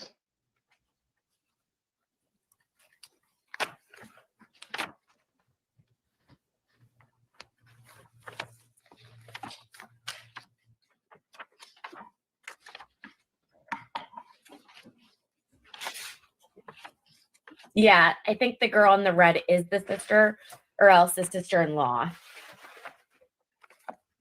I think. I could be wrong. Jodi, let me back up a step and ask you this. Apart from the sexual text messages, Sorry, hold let me ask on. you this. We talked about, before we completely get off the sexual text messages, Someone's cell phone is going. did he off ever in ask here. you, ever make a reference or request of you to wear your hair in braids in these text messages? Yes. I remember that. Do you ever remember him making specific requests to you via text message to wear the Spider-Man underwear? I remember making requests. I don't know if it was over text or the phone, but I remember responding about them Do you hear in them? the text messages. Okay. It's like Cougar City outside. Yesterday, you told us about a trip you made to Walgreens in order to obtain candy that would be used as sexual props. Do you remember sending or receiving a text message related to that? I remember sending and receiving text messages that night. I don't know if we were referring to Pop Rocks or I think it was more about how I'm not comfortable going into the store. I think it put because I'm dressed like a slut. Brian who, Miley?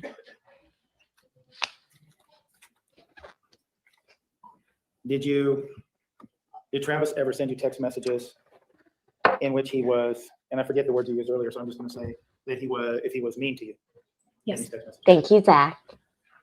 Recount for us, if you will, times that he was mean to you in these text messages. Can I look at the text messages? He got meaner after I moved. So, yeah.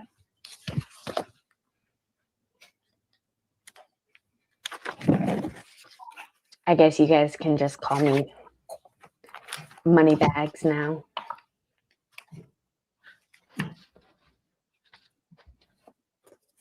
I'm just watching the squirrel outside my window, No problem. Don't worry about it. thinking it has such a better life than Ohio Are squirrel. we really doing the whole like diary search right now? Is that what this is?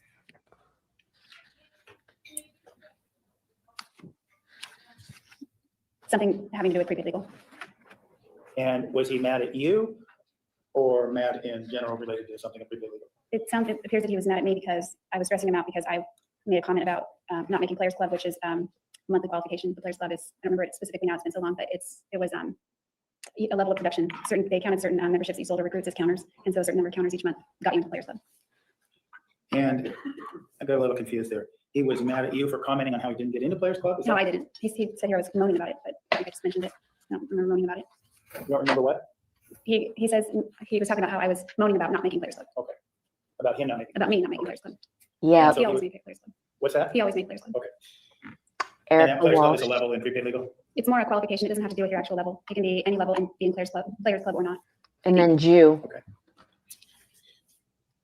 If you know her, you know her. So he was mad at you for not making Players Club? No, he was mad at me bringing up the fact that I didn't make Players Club that month. Okay. And that led to him cussing at you Yes, I hung up because he started swearing.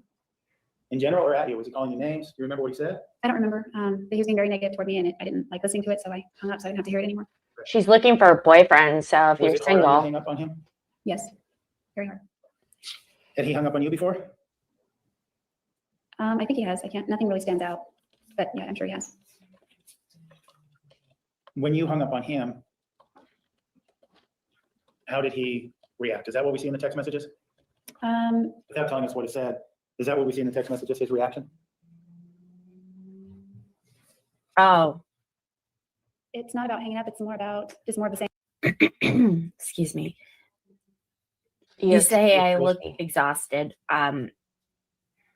I have to take off these headphones because they are so incredibly uncomfortable. they are. And I have a mod in here, usually in here, unless Maybe. she's helping out with her sick husband. And she usually posts my Venmo and my Cash App information for the headphone fund I'll do that. because these are just so incredibly uncomfortable. So if you ever see me like taking off my headphones and just like going like this, it's because I feel bad for my ears. They're like pushed back against my head. All right, let's finish this out. They're good for the airplane, and He's that's talking about the it, conversation. He's honestly. talking Okay. Was this commentary on your abilities within prepaid legal? No, it was about, he's accusing me of stressing him out. So when you brought up your problems to him, he accused you of stressing him out and began yelling at you. Is that right? Yes, I don't think that's what the conversation was supposed to be about. It appears that I was trying to tell him something that would be to his benefit, not advice, but a piece of information that he could use. Earlier, you had mentioned, I'm going to draw your attention to 4/8 of 08.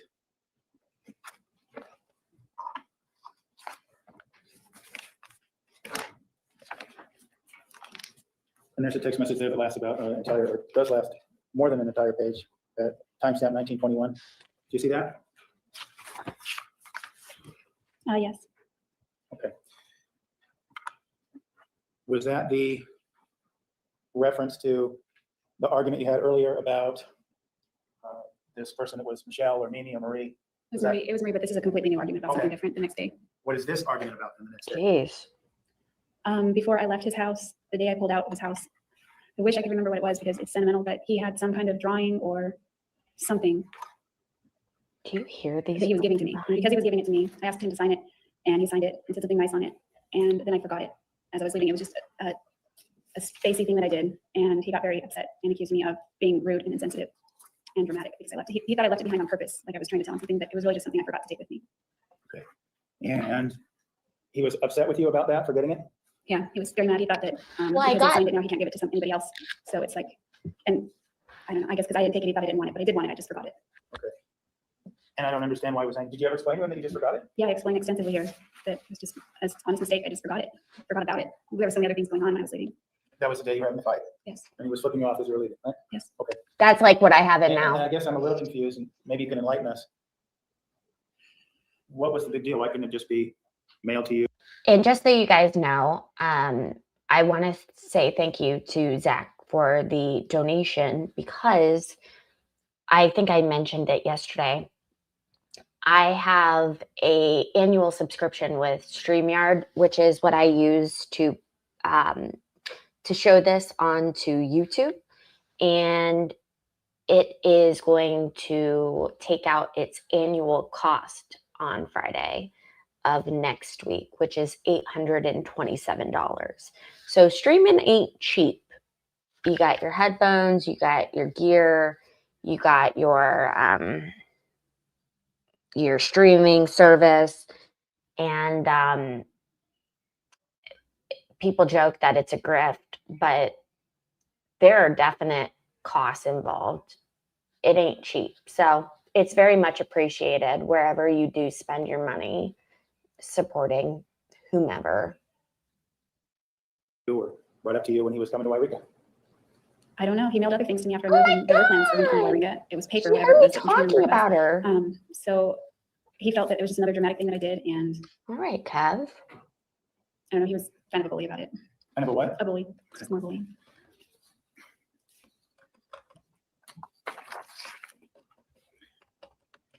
I want to move away from the text messages and show you what has been marked as Exhibit 399. I do not support this channel. I'm just a narcissist that likes my comments read aloud. Thank you so much, Zach. Look at my face. My face was prepared for Zach. And from the approach. Take a look at that first, Ms. Arias. See if you recognize that. Yes, I do. And what is that? It's just a little rhyme that I wrote when I was up very late when I sent it to him, just to be silly. Him being home. Travis. And do you recall from looking at that when you sent that particular item? I sent it on May 19th, 2008 at 3:15 in the morning. I'm going to move to admit Exhibit 399.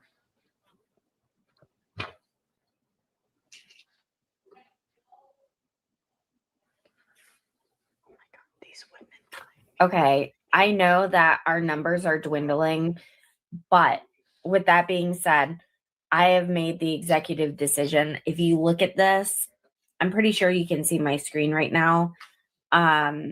We have 30 minutes left of this testimony from this day.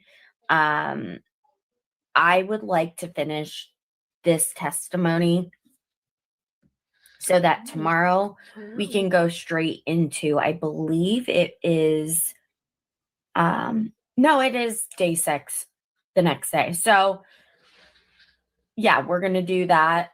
But yeah, we're going to go a little bit longer. So probably 9:15. If you could do this, I'm sorry for everyone who's heard me say this a million times, but if you are new, hi, my name is Lacey. I would love to gain your viewership on a more consistent basis. If you could please subscribe to my channel because it's free, because I'm a pretty okay person. And if you could like the stream, that would help me tremendously by helping the algorithm get to where it needs to go to different people. So thanks, guys, and remember to comment. I appreciate it. Let's finish this out. We're going to finish it. Call it a night. No objection. 399 is admitted.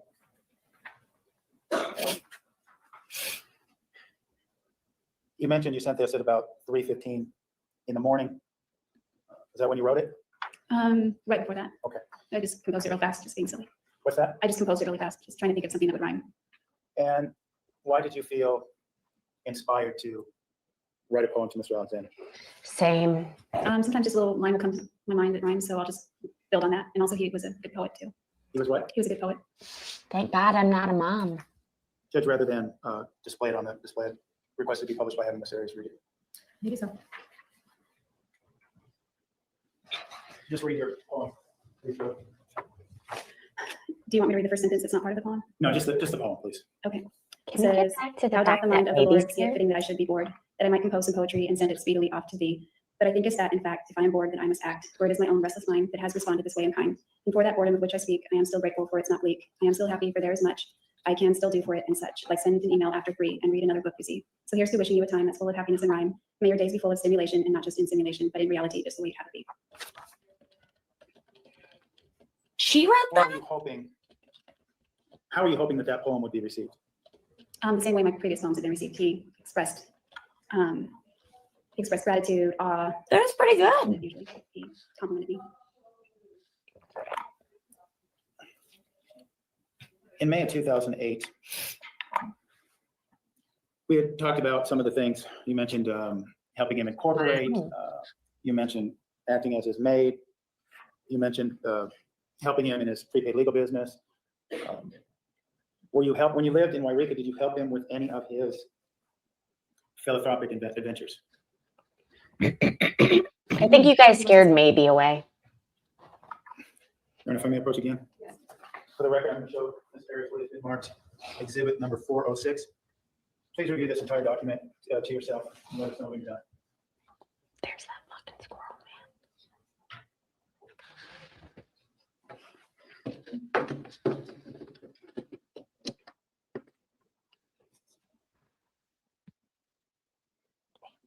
He's like right over here. Wait, where'd he go? Mark, I mean, you're either on the ground. nuts or she's just extremely social, because I've had about 3 to 4 people in the chat today say that they've met her, know her. I'm not saying I'll give you the benefit of the doubt. I'm just saying it's quite alarming how many people in my chat have. Squirrel wasn't had impressed by me. interactions with her in real life. Yes, I remember the email. What was the subject matter of that email or your discussion? There were several subjects. Part of it was I was expressing just the discontent that I had in the past about our relationship, having never been public, and the Very expressing my skinny. discontent Oh, about the two. constant shadow that Deanna always casted, probably unknowingly, over our relationship at that time, and how we had to hide it from her. And he started a website. I started a website with my photography at that time, and he told me that he would post a link to my website on his page, on his website, and I said, I'll do the same for you. And then when it came down to it, he kept stalling and saying, I have to talk to Sean, I have to talk to Sean. That was the guy who was helping with his web hosting. And so I kind of got the sense that he didn't want to do it because he was getting pressure from his friends about our friendship, and just different things, a bunch of things. I just felt like I want to just take the pressure off him. Like, if it's that hard to be friends, let's just cool it a little bit. Like, I still wanted to be his friend, but I didn't want him to feel like that our friendship had to get burdened. And when did you send that email?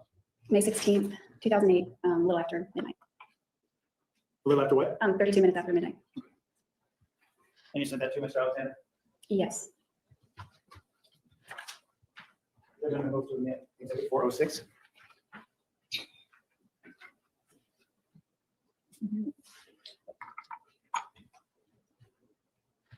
Okay, I gotta show you. They're both on the sides of the trees. Right there and All right right. there.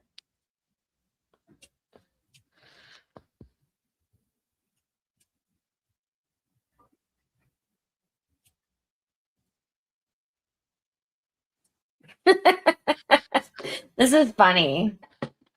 This is funny. This is true. It's true? She is not wrong. Oh my God. Yes, she is. Juan was disbarred. So was her attorney. Juan, if I'm okay, let's call a spade a It's spade, very right? old tree. I think what Juan did was a lot worse than what her attorney did. But that's just me.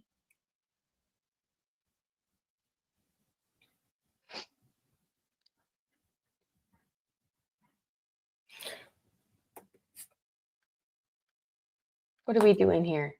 Come on.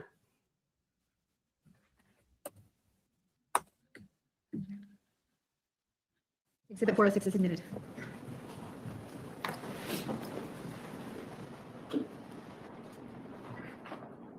Ms. Arias, I want to ask you about a couple of things you said in this email, just so we have an understanding of exactly what you meant in certain areas.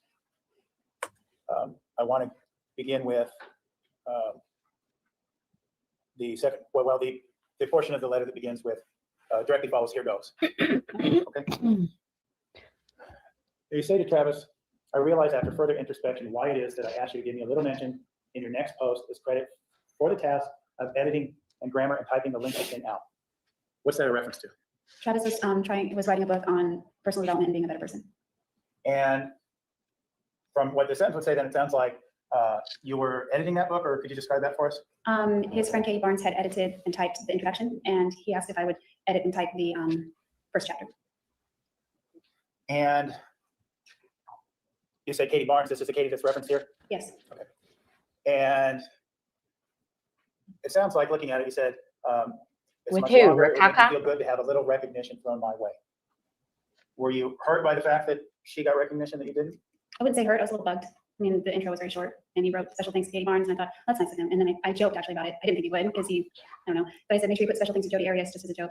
And he said, I can't do that. And what was your understanding of why he couldn't do that? His friends that he uses gave him a hard time, and he said that they made his life hell whenever he would talk about our friendship.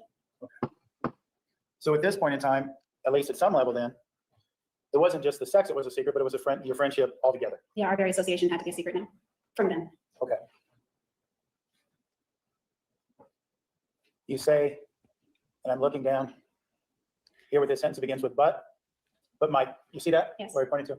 But my cry for a little recognition comes from a place within me that feels it was never adequately gratified and that it thirsted to be validated. Not just as some girlfriend, but as your girlfriend.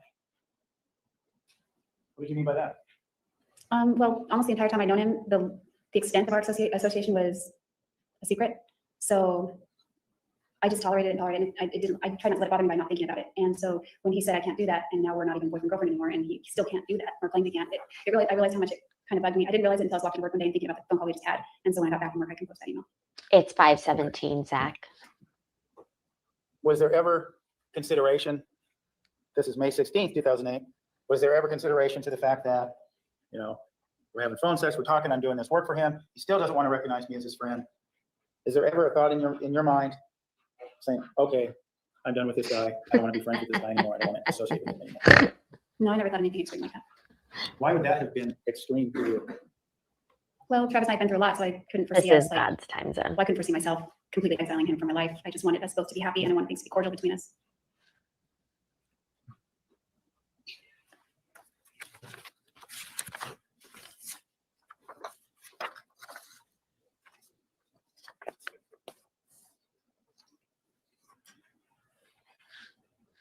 At the first paragraph of this next page, you say that you find yourself now wishing to be recognized as your friend, referring to Travis.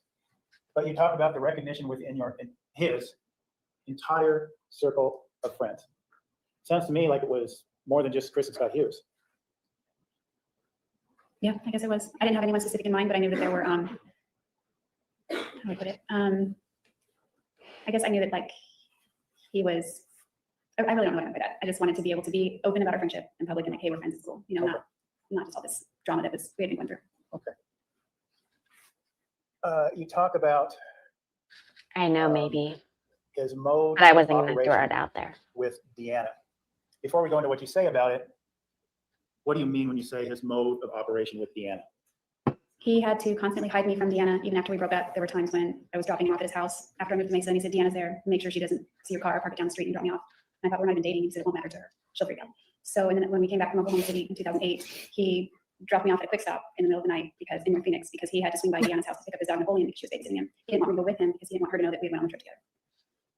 Oh, This, you know, you've spoken a couple different times now about how, you know, he said Deanna would get crazy or she'd be upset or things of that nature.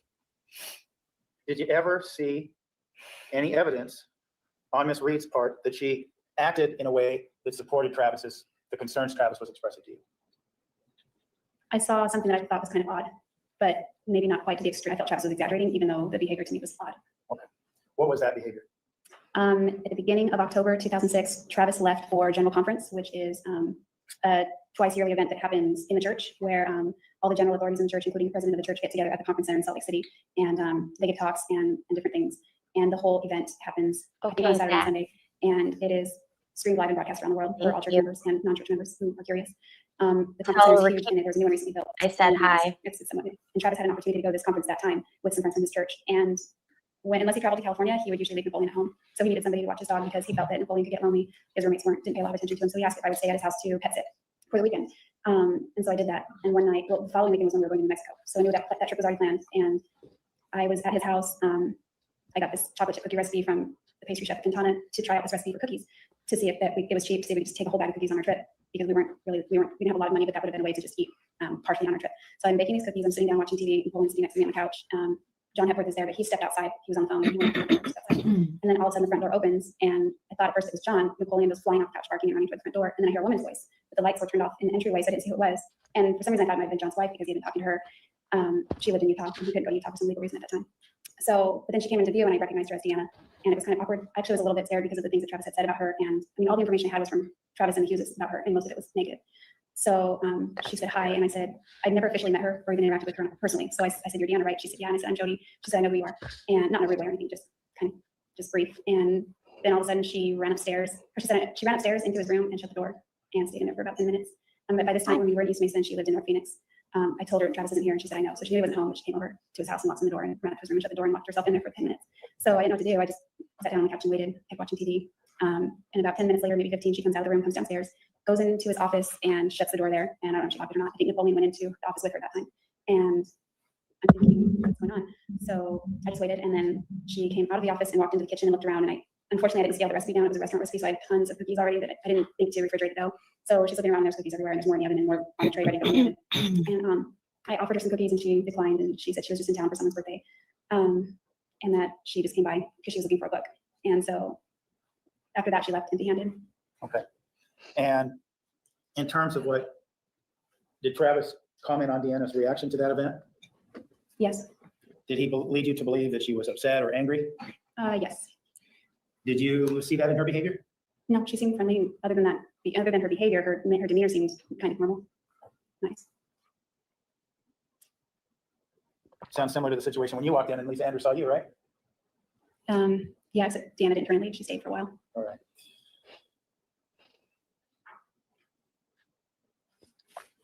You talk about Travis didn't want to deal with Deanna's interrogations and emotions.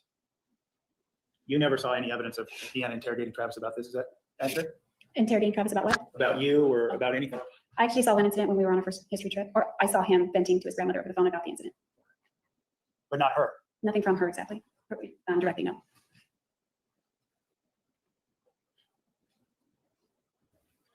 You say right here, this paragraph beginning with, well, I'm going to make it easier for you.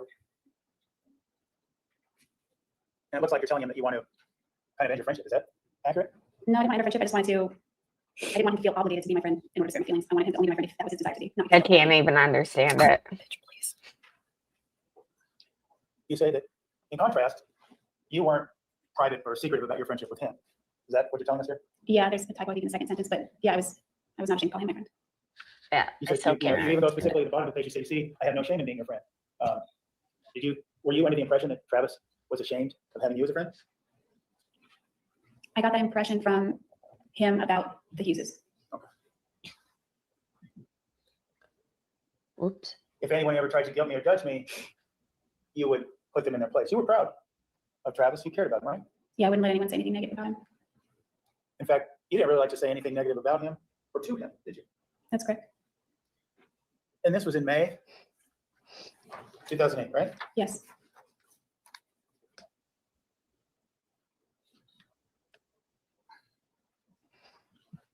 You tell him that you care very much about your happiness and well-being. Still meant a lot to you at that time too, right? Yeah, I cared about him. So much so it sounds like you were willing to sacrifice or at least back off of your friendship if it was better for him.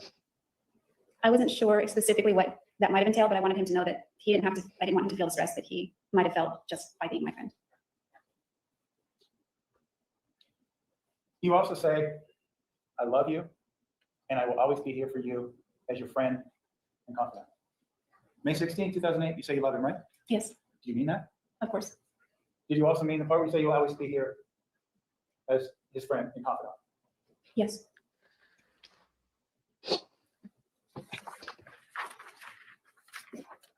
After Mr. Alexander received this message, you recall what the next form of contact was? Did you speak on the phone, text message, email? Do you recall? When I began composing that email, we were already chatting, and he was already irritated over something. So I told him, I think it was about the subject of the link on his website.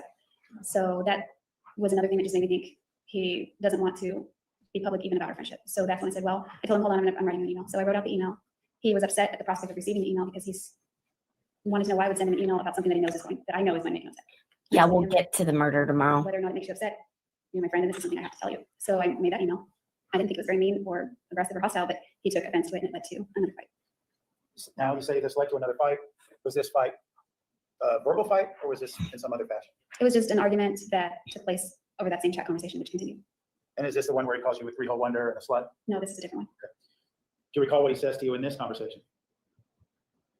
Not particularly. He was just very upset, mean, and well, not mean, he knows me as he's been or would be afterward, but he claimed that he didn't get what I was trying to say. And he said, "Are you trying to say I should put a link up?" Or I said, "No, that's not what I'm trying to say. Reread it." And he said, "I read it twice and I still don't get it." And I said, "Well, I don't see how more plainly I can explain it to you." So, I mean. Okay. Did the two of you have a phone conversation after this email was sent?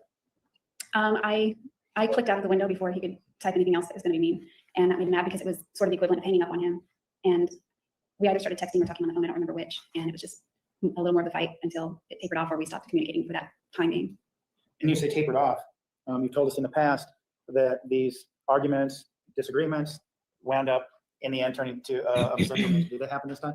I don't remember on that particular one, how it ended. Did you want to do that? All right, ladies and gentlemen, we'll take the evening recess at this time. Please be back tomorrow morning, 10:30 a.m. Remember the admonition. Have a nice evening. You are excused. Thank you, Lord. Thank you, Jesus. Thank you, friends, for being here. Oh my gosh. Nothing makes me happier than finishing up the day so I can not use these daggone headphones.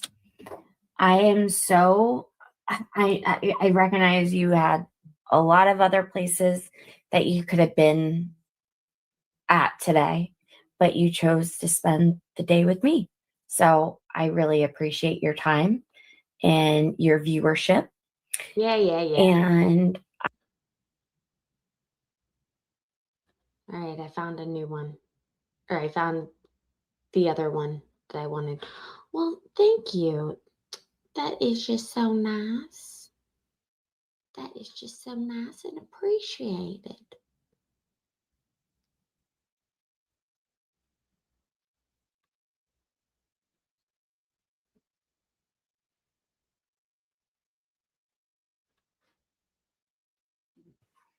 I'm taking pictures of him. We were trying out different poses. We were kind of, Is it yeah, we were kind of friendly? laughing. okay? It was, I don't know, it was a little weird because the background wasn't that great. The water was okay. And we were trying out different poses, and then we were checking the photos and deleting them, and then taking a few more and checking them and going through them and deleting them. And at one point he was sitting and I was taking pictures. I was probably a few feet from the shower so that the water didn't get on the camera. And I was showing him the photos and we were deleting some. And at one point when I went to delete the photos, as I moved the camera, it slipped out of my hand. And it didn't like fall right away. I kind of caught it, and then I caught it like football, like it bounced, and I almost caught it, but it didn't catch it, and it landed on the mat, and then it rolled on the tile. And And where were you when this took place relative to the shower? I was crouched by the shower. I might have been on the mat or on the edge of the mat. Okay. So what happens after you drop the camera? At that point, Travis flipped out again, and he stood up and he stepped out of the shower and he picked me up. I was crouching, but he lifted me up as he was screaming that I was a stupid idiot. And he body slammed me again on the tile. why? Why would he do Only that? a 5-year-old can hold a camera better than I can. He was screaming at me. There was spit coming out, or maybe it was water, but it was getting wet. And when I hit the tile, I rolled over on the side and started running down the hallway. And I don't know why I didn't run out of the room. I ran into the closet because the door was open. You what in the Last time I ran back? down the hallway, Boston I accent. and that was another incident in the summer. So I guess I went into the closet. And What do you mean? Let's talk about that. What do you mean this summer incident? What incident were you referring to? There was an incident where he was really upset. The whole incident. Oh yeah, what happened? The whole one? Want to know everything? Previous summer in August 2007, I got hired at P.F. Chang's to work, and they needed my social security card, which I didn't keep in my purse because for security reasons. It was packed away, and I was looking everywhere for it, couldn't find it, so I assumed it was in one of the boxes that were in Travis's garage. So I called him I needed the card for the next day for work. After I'd been looking for it, I wanted to come over and look for it there. He said, sure. It was a brief phone call. It was about 11 o'clock at night. And he sounded sleepy, so I thought maybe he was sleeping. I came over. I went into the side, of course, to go into the garage to look for the box. But this time, instead of going into the garage, the door was locked, which was unusual because it's almost always open. So I think no big deal. I start walking around the back of the house toward the sliding glass door, which is never locked because he had installed a doggy door. So the sliding glass door butts up to it, but it doesn't lock. So as I was walking around the house, You can I really see the hear living when room I hit open, the and I mic. see this blue glow coming out of the window from the TV. And I was walking toward the glass, and I glanced in, and I noticed two people making out on the couch. And I stopped for a second because I thought that was awkward. And I assumed it was one of his roommates. So I thought, how would I handle that? You know, I thought maybe I'll just walk in real quick and say sorry, and just because I would have to walk past them to get to the garage because it was on the couch. They were on the couch. So I decided I would do that. And then as I was going toward the glass, she stood up and she rehooked her bra, and the guy stood up wiping his mouth, and I saw it was Travis. So we weren't together at this point, and I knew that there were other people that he was seeing or that I was maybe seeing, but it kind of still hurt. So I ran. I didn't go to the I didn't go to my social security card. I just left, and I went home. It was too late to call anybody really, so I just waited till the next day to call my sister, my little sister, but she wasn't home. She lived with my parents at the time. My dad answered, and I told him what happened because he was somebody to talk to. I didn't confide in him often, and he was asking me why I was crying, and so I just told him what happened. And so at that point, I decided I'm just going to go over there and ask him if he's dating someone. That way, I can move on or something. Whoops. So I went over to his house, and I went into the house, and he was in the laundry room stenciling stripes down the walls, getting ready to paint them. And I hopped up on the washing machine and sat there, and he came down on the ladder and he gave me a kiss. And I just said it flat out. I said, if you're dating someone, it's okay, you can tell me. And I told him, based on what he had said about Deanna in the past, I said, I won't freak out the way Deanna does, because he had said that about her. And he just thought that was a strange question. And he said, why are you asking me? How does this, without saying what was said, you mentioned that this correlated to the incident on June 4th. Were you in the upstairs area with Travis after this argument about seeing him with another girl? Yeah, he just let out a real frustrated scream, and he walked out of the laundry room and palmed the wall really hard with his palm. I mean, not the wall, the door frame of the laundry room, and just went upstairs, and I sat there kind of stunned. I'd only seen this temper a few times at that point. And I heard this thud, this banging, like rhythmic over and over and over, like just it was dull, and something was like hitting something over and over and over. So I jumped off the washing machine to see what it was. He was the only one home. So I went upstairs, went into the bedroom. It was getting louder as I got toward the bedroom. And then I turned to look down the hallway, and he's banging his head repeatedly on the linen door closet.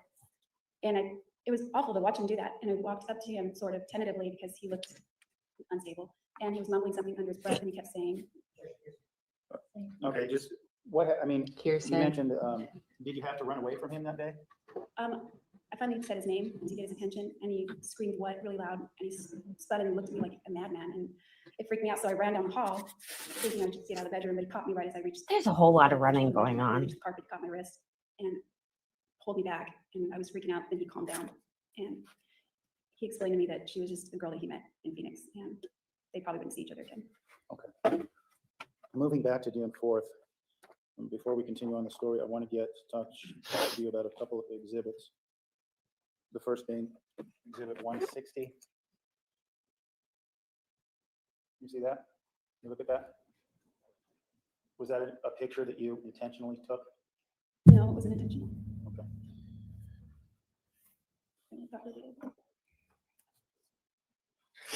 Looking at Exhibit 161. Was this a picture you intentionally took? No, I didn't take that one. Showing you Exhibit number 159. To your recollection, is that the last picture you intentionally took of Travis Alexander? I took it intentionally. I don't know what order they went in. Okay.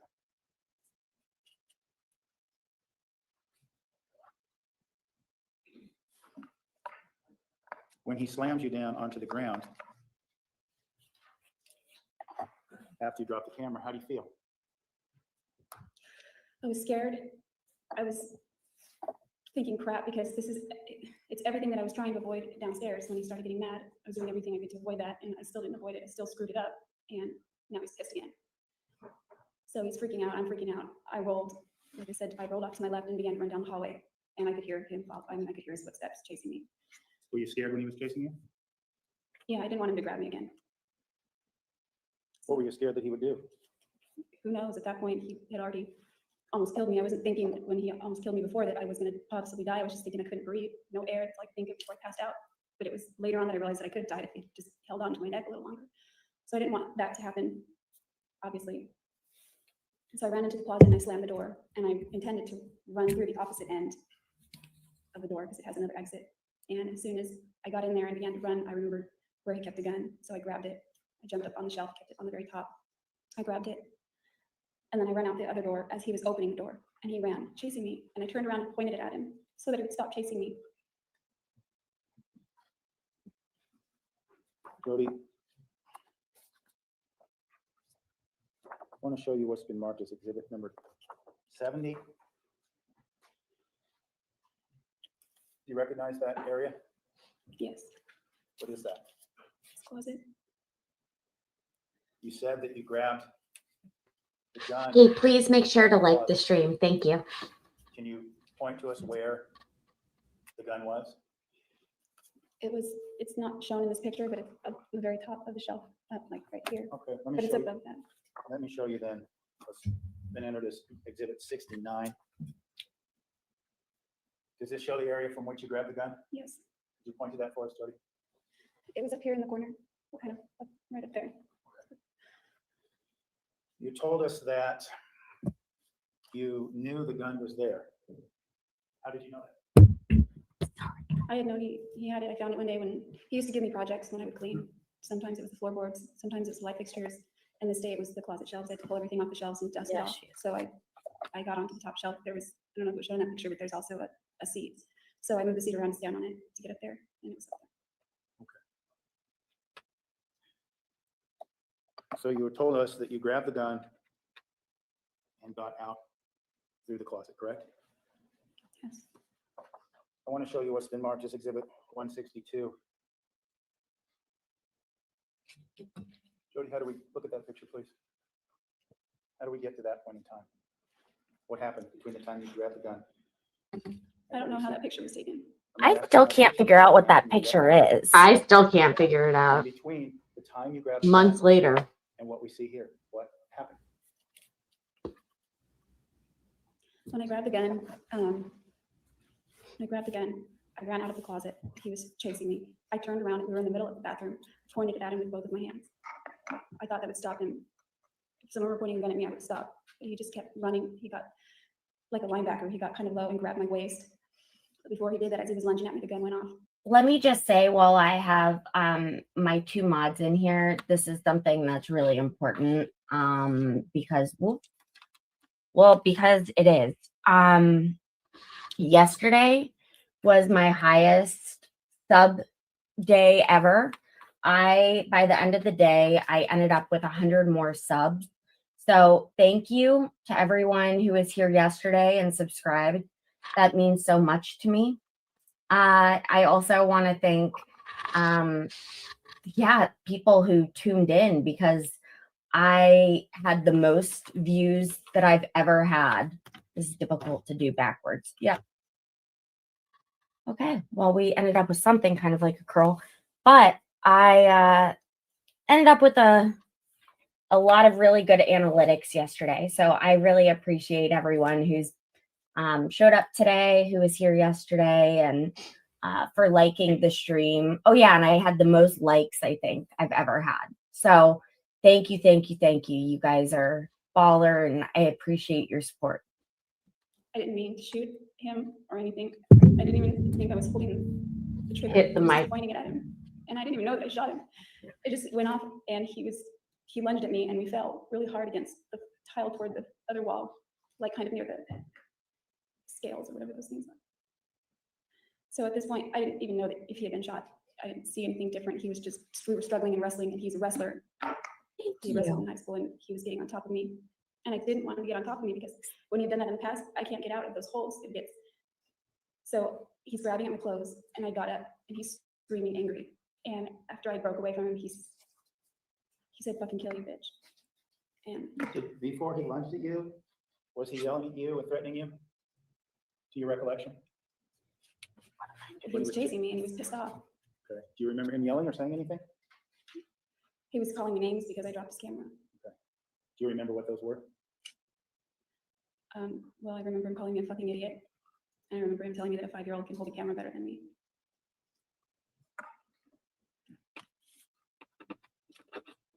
Do you remember saying anything to him as he lunged at you?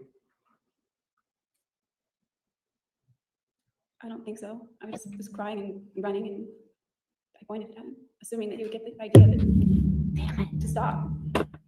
He wouldn't stop. What do you mean he wouldn't stop? Well, after the gun went off, I thought The crap, curls he have said, "I was gotten really better." pissed." I didn't know that I shot him. I thought I shot a hole in the wall or something, and I'm thinking he's really gonna be pissed at me now. So now he's telling me he's gonna kill me, and I think after he said that, he had almost killed me before, and And what? there's a lot of that day that I don't remember. There are a lot of gaps. I don't remember the poses of the pictures. I remember them now that I've seen the pictures, but I didn't remember them until I saw them. I remember taking pictures. I just don't remember the pictures themselves, even though we looked at them. And now I see them, I remember them. Well, let me ask you this, getting us back to that moment in time, not the poses, anything else. You've told us that he said, "Kill you, bitch," and you were underneath him trying to get away. He said that right after I broke away from him. Okay, right after you broke away from him. Once you broke away from him, what? do Hey, you Lefty, remember? can you check or can you drop? Almost nothing for a long time. Thank you. There are some things that have come back over years. But nothing, I don't know if those are things that I'm thinking of from before, or if it's that day. It's confusing. There is like a huge gap. Like, I don't know if I blacked out or what. There's a huge gap. And the most clear memory that I have after that point is driving in the desert. But there are certain It's little whatever. things that have come back, like pictures in my mind that have come back since then. Well, let me ask you this. Do you remember stabbing Travis Alexander?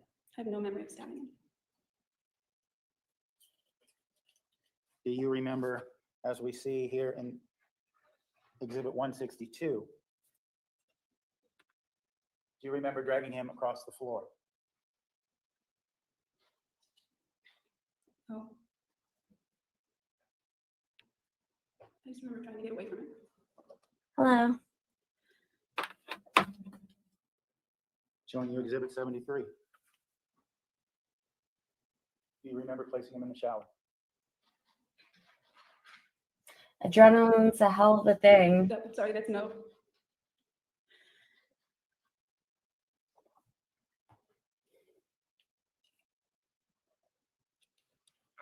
You told us that after running away from him,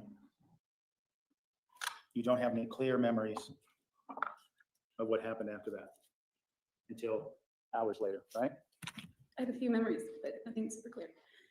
Okay, tell us about those memories. Right now. I have a vague memory of putting the knife in the dishwasher, but I put the knife in the dishwasher before, so I'm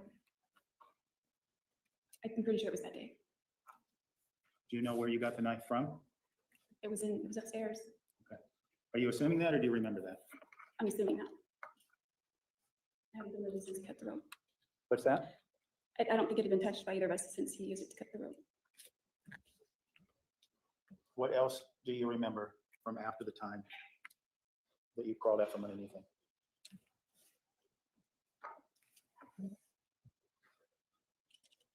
I remember I was in the bathroom.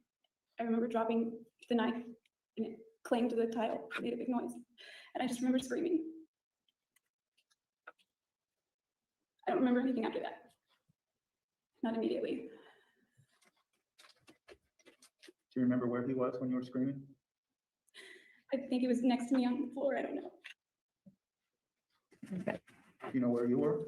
I was in the bathroom.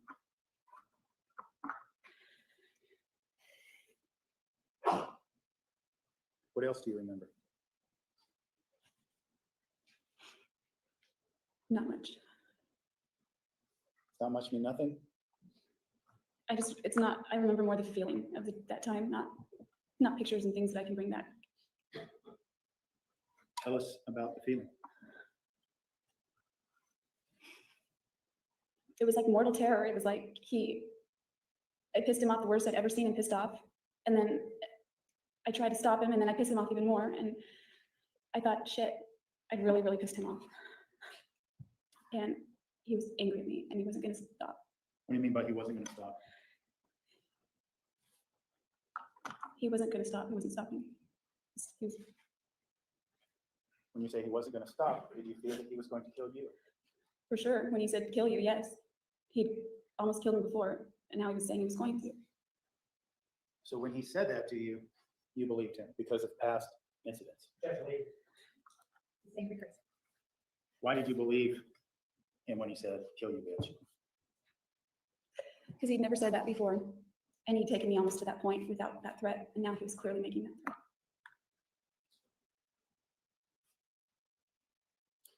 You told us your last memory in Travis's bathroom was sitting on the bathroom floor screaming. I don't know if I was sitting or what, I just remember dropping it, Okay. Dropping the knife? yes. I remember what was going through my head, I don't remember anything else after that. What was going through your head? That I just couldn't believe what had happened, that I couldn't take anything back, what had just happened. And it was like, I couldn't rewind the clock.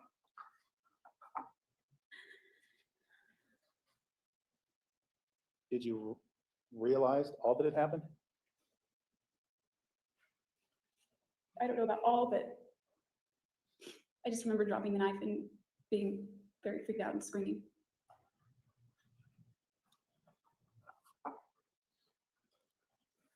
After remembering that feeling and dropping the knife in the bathroom and some of the other memories you've shared with us, what is the next point in time for which you have a memory? From which that I remember. I remember driving. I thought I was driving west because I remember the sun was in my eyes for a while. I didn't know where I was going. I didn't have my GPS anymore. I hit a lot of stoplights, so I don't know that I was on a freeway. I hit a lot of stoplights. And then eventually I was in the desert. I don't know where. It got dark. So you don't remember really even driving other than what you told us? Well, that was the first more or less clear memory after. Okay. Did you have thoughts about what happened? Yes. At that point in time, when you were pulling away and driving away, did you have the gun with you? I don't remember bringing the gun with me, but I remember throwing it Throwing it where? in the desert. Okay. What about the rope he had tied you up with? Did you take that with you? Yes. And do you remember what you did with that? Eventually it went into a dumpster. Where? It was behind a gas station. I think it was somewhere after St. George. I don't remember. It was getting light out, wherever I was parked at that point.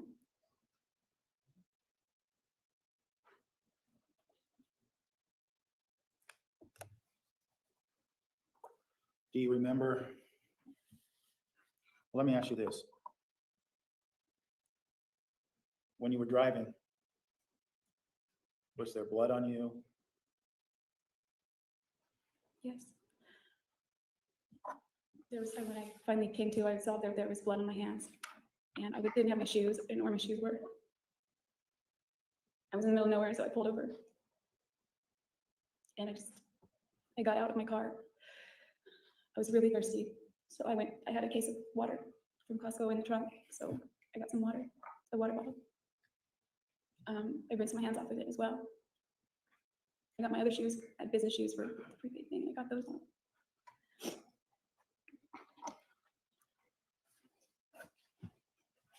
When you do this, you have the water, you're cleaning the blood off yourself.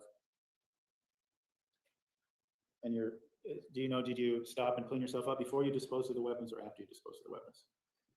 Or is it all one stop? Well, I don't remember what happened to the knife, so it wasn't in the car with me. The gun was when I stopped.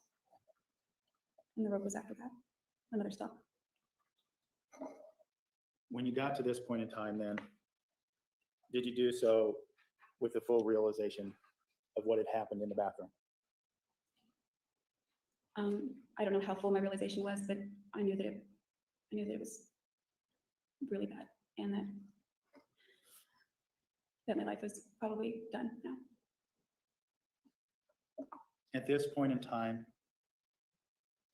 did you believe that Mr. Alexander was dead? I believe that, but because I didn't have any clear memory. She believed whether he was alive or dead. Repeat your question. Explain to us if you believed Mr. Alexander was alive or dead. Let me just ask you this, yes or no, did you believe he was alive? I didn't know, but I didn't think he was, because I didn't know. I thought he was not alive at that point. Was there a part of you that hoped he was? Yes. Of course. What's that? I said, yes, of course. What do you mean, of course? I wish that it was just a nightmare that I could wake up from. And then just find out that everything was still the same way.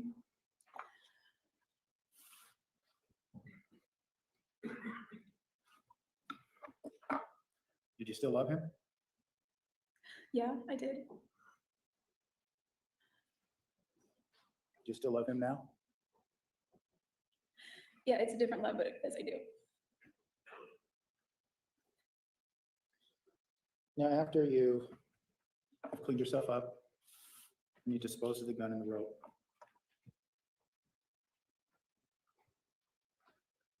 what do you do next? I started looking around for the charger that I thought I left because Matt hadn't answered his phone until he was there, and I started cleaning out the car and it was under the seat of the passenger side. So I plugged it in. I turned on my phone. There was no reception. There was, as I began to drive, some reception came, like one little bar, and then two, and then one, and then none. And I had, I think I had voicemails. I kept trying to check them, but this reception wasn't strong enough to complete the call. So I don't know if I had text messages or not, but I text.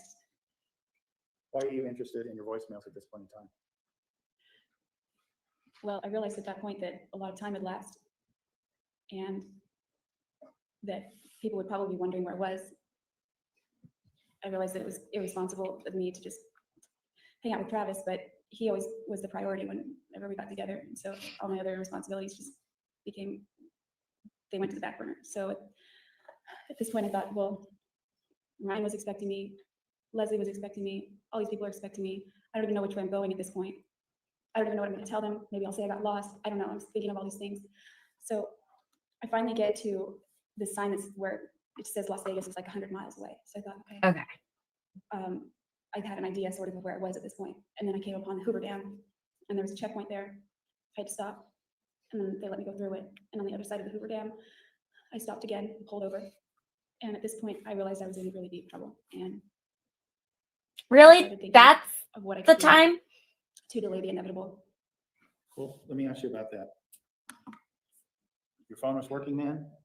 If it gets the question, why not just Not dial just 911 when you shot him? and tell them what happened?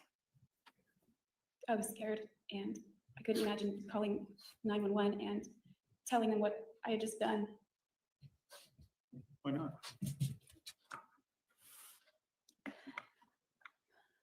Well, I was scared of what would happen to me. I was scared of a lot of things. I was thinking of all kinds of things, my family, myself, what would happen. I was thinking of having to explain that, Can you explain what? how the day ended up unfolding. I was just really scared. I was actually very scared going through the checkpoint too. I thought, oh my gosh, they're gonna pull me over and this is it. Well, you talked about, you said that the people expecting Utah, you to be in Utah, Ryan, Leslie, and you mentioned delaying the inevitable. What did you mean by delaying the inevitable? Going to I the know I police? messed up pretty badly, and that the inevitable was going to be that it's not something I could really run from. You said that you messed up pretty badly. But he attacked you. Why did you feel like you messed up pretty badly? Oh, Because, I mean, he attacked me, but I don't know, I didn't look at it like that. He had attacked me in the past and nothing happened. Nothing like this. But it was different this time, wasn't it? It was, yeah, it was different. this is her own attorney, by the way. This is not the prosecution pointing this out. Just want to share that for the record. It was heightened. Okay. So you felt a sense of remorse about what happened? Of course, I wanted to rewind the clock and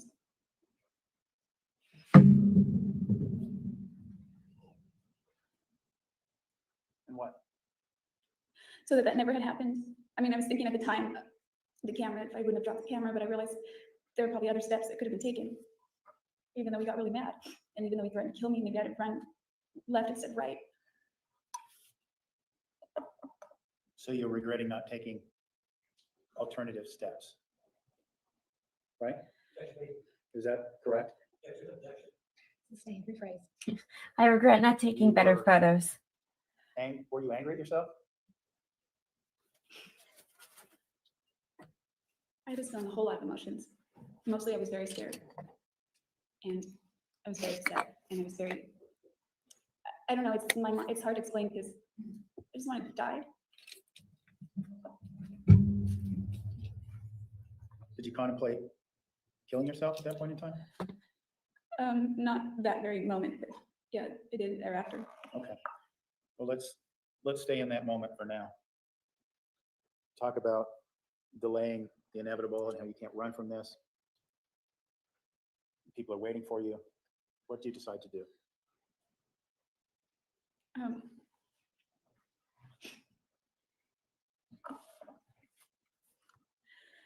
I knew that my life was pretty much over, but I didn't want anyone to know that had happened or that I did it. So I started taking steps, or what I could do in the aftermath of it, to try to cover up that I was there. So I did a whole bunch of things to try to make it seem like I wasn't ever there. Do you remember what those things were? Yeah, when I pulled over at the Hoover Dam, I thought of, well, I called Ryan at that point, and Leslie said we called Travis because we thought maybe he would know where you were, because we know that he still talks to you. And so then she said, I've left a voicemail, and I thought, oh, okay, so they're gonna find his voicemail. Maybe I should leave a voicemail. So I called his phone to leave a voicemail. I didn't really know what I was gonna say. I just thought, at this point, I told Ryan I got lost, and I told Leslie the same thing. And his voicemail picked up, and I started trying to say that too. But I was crying, and I was trying to make it to sound cheery, but I was crying. And so I would hit pound, and I would listen to that message, and it didn't sound right. So I would delete it, and I would try again. And that one, then I started crying in the message, that one didn't sound right. So I deleted it, and I would try again. And then I was talking too fast in this one, or I started crying in that one. So finally, I'm frustrated that this call is a long time. She and does I talk hung up, and fast. I erased the message by hitting 3, and then I started recording it again. And then I listened to it that time, and I was like, okay, it's good enough. I'm gonna delete that. And so I had that message. So this was your effort to try to act as if you weren't present in Mr. Alexander's home on June 4th? Yeah, I figured that eventually his voicemails are going to be listened to, and I thought that'll just, throw the scent off for a little while, so to speak. Excuse me. So after you make these calls to Mr. Burns, Ms. Jodi, and Mr. Alexander's voicemail, what do you do next? Kept driving past Vegas. Where were you intending to go? I realized that in order to keep up that pretense, I had to keep part of the schedule that I was sticking to. So my intention was to show up in Utah, make an appearance, and go home. Okay. And showing up in Utah, was that for the business meeting that we had heard about earlier? Yeah, whatever was going on that day. It would have been a briefing, I think. That's what I went to. The overall intent of going to Utah was to spend time and get to know Ryan Burns, right? That was the whole purpose for the trip initially. That and to see places on the list and photography. All right. So when you were driving from the Vegas area to Utah, did you contemplate what sort of behavior Mr. Burns was expecting out of you when you got there? Yes, I was contemplating what kind of behavior anyone would expect out of me, which would just be the same me or normal or trying to act like my same happy-go-lucky self that I tried to always be. So, That As it she relates to- tried. and I'm going to ask about just a couple of people because we've seen them throughout the course of this trial. How did you try to act in front of Leslie Udy that would be quote unquote normal? Just positive, not emotional. Okay. And what about Ryan Burns? You'd exchanged flirtatious text messages with him. Heard about this being a budding romantic relationship, at least from his perspective. What did you feel like acting normal would mean with Mr. Burns? I didn't know, just hanging out and trying to act like, oh, I just got lost, you know, and I'm kind of dingy anyway, because when I did it, everyone thought, oh, that's just Jodi, so okay, that's good. Mr. Ryan Burns expected. She's explaining why in her behavior, Judge. Overall, may continue. So I don't remember what I was saying. I just was trying to act like myself. And But what did that mean with Mr. Burns? Did you contemplate what expectations he might have based on your previous dialogue? yeah, I did. I guess he didn't expect sex or anything like that. In your opinion, when you were contemplating what he would expect out of you, was sexual intercourse something that you thought he would be expecting from you? No, it's not anything we discussed. Was physical contact of a sexual nature something that you thought that he might be expecting? No. I don't know about what you mean by sexual. Well, let me ask you this then. I'll put it more directly. Do you think, in your efforts to appear normal, do you think that he might have been expecting you to, the two of you to kiss?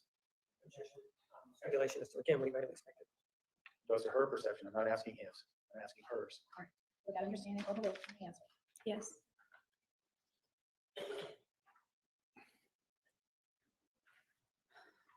Did you feel as if he had the expectation that this time together would be romantic or romantic?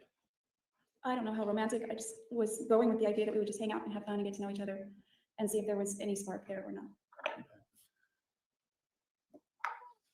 When you were in Utah,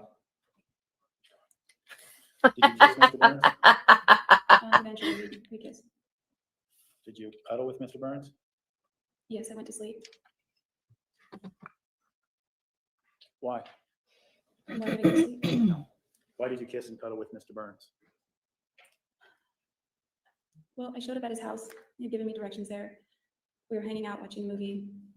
I was laying on, I don't know if it was a couch or bed or what, or love sack, I can't remember. It was just furniture in his room. And we were watching some like scary movie, I guess. And he was laying next to me. We weren't like really touching, but we were kind of laying next to each other. And I don't know, I felt safe right there. And I figured like if I don't kiss him at all, I don't know, I guess I just wanted to seem like normal. I wanted to seem like I was okay, like things were okay, like I didn't just do it, I just did.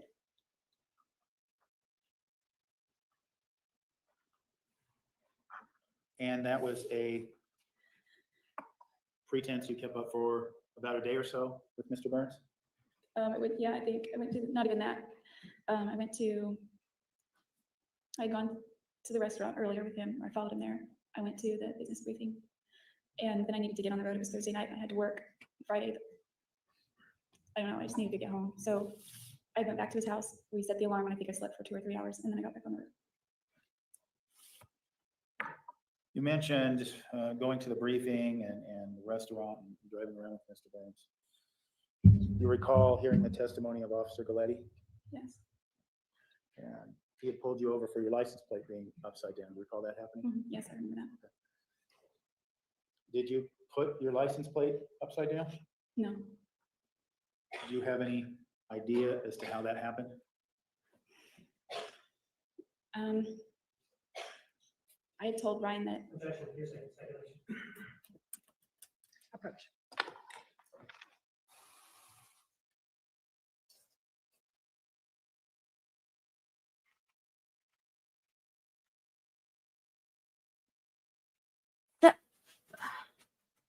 So weird. I don't get certain comments, like from if people are using their phones. I'm not able to see them. I know that you guys are commenting because it's showing up in my StreamYard, but this like phone YouTube is driving me crazy. Officer Galletti pulled you over. Sound Did you like a know that your boomer. license plate was upside down? No, I did not. Do you have any reason to suspect how your license plate might have got upside down? I could only think of two things. One, I rented it that way and didn't notice it. Or two, when I stopped at Starbucks in Pasadena, when I was walking toward my car, the parking lot was packed. It was dark though. Obviously the parking lot lights were on. As I was walking toward my car, there were some skaters, young kids that were skating. They were kind of snickering and skating away from the car. And I didn't think anything of it. But as I got into the car and began to back out, Skater of the parking boys. space, my headlights hit something bright, and I realized it was reflective. So I got out just to check what it was, and it was a license plate, and mine was just removed. The license plate had bugs all over it, and the car that I just rented had bugs all over the grill except where the license plate was. So I just said, "Oh, this is my license plate." Let's clarify here, because just to be clear, are you talking about this license plate you saw, one that was on the front of the car or the back of the car? It was on the front. So your rental car had two license plates, to your recollection? Yes. All right. So at that point in time, did you notice your rear license plate being upside down? No, it didn't occur to me to check it. And when or after Officer Galletti pulled you over for having a license plate upside down, did you yourself have the tools necessary to correct that problem? No, I didn't. I was going to ask the owner of the restaurant if he had a screwdriver. So then Brian, I guess, did it for me. I didn't have any of that to do.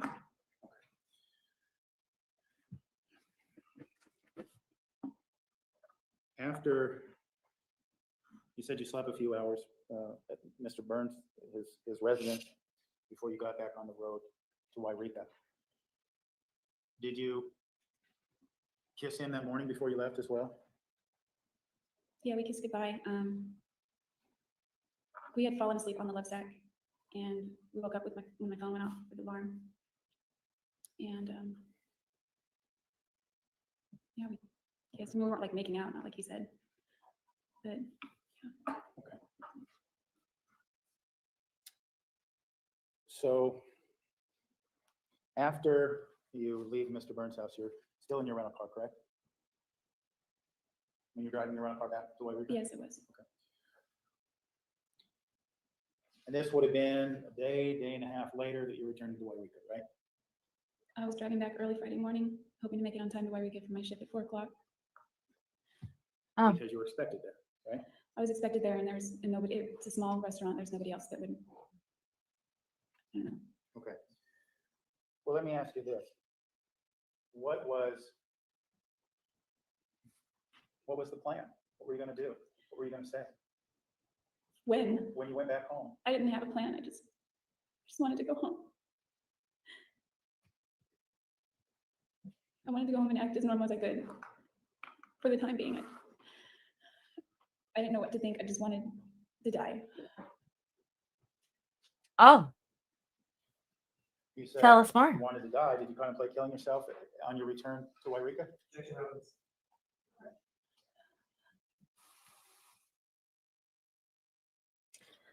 I just finished the season of Secret Lives of Mormon Wives. And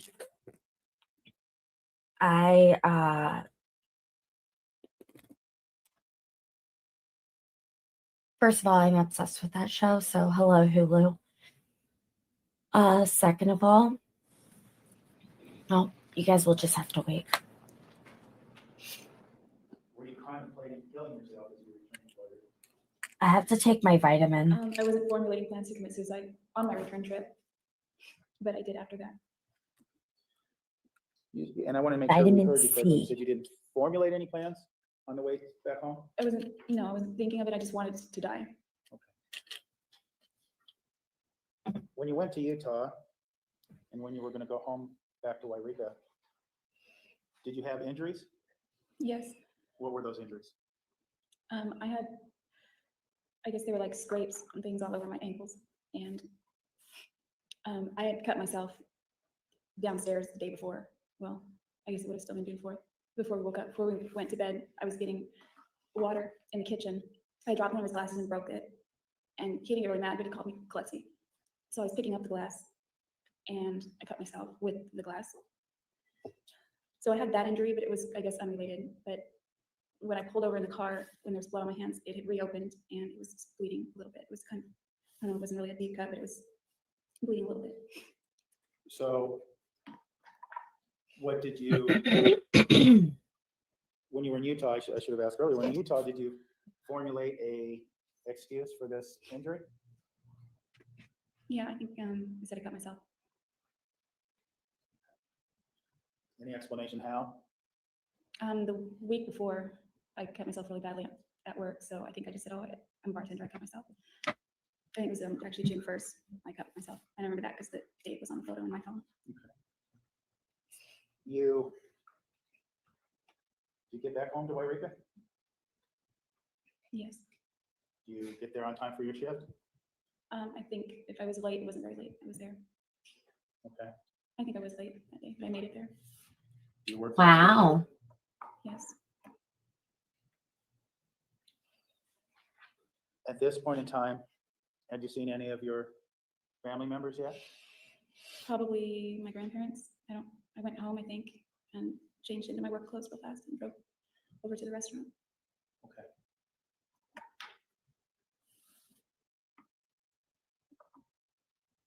When you got home, what did you tell your family? I didn't tell them anything. Just tried to live as normal? Basically, I tried to act like nothing had happened and just waited for the clock to tick down. I can't believe this is at 1.5 times speed. This is so slow. What clock are we talking about? To your arrest? Yes, that clock.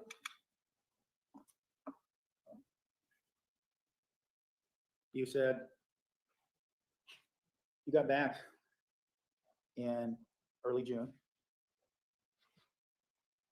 back to Ricah, and you were arrested in July.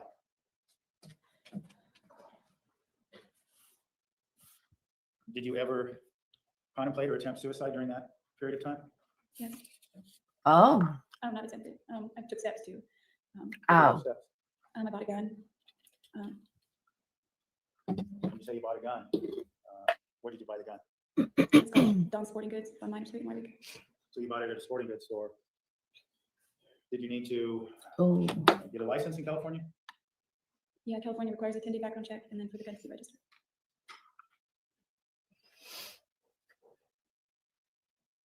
Apart from buying the gun, did you take any other steps relating to killing yourself? Yes, I began to prepare for,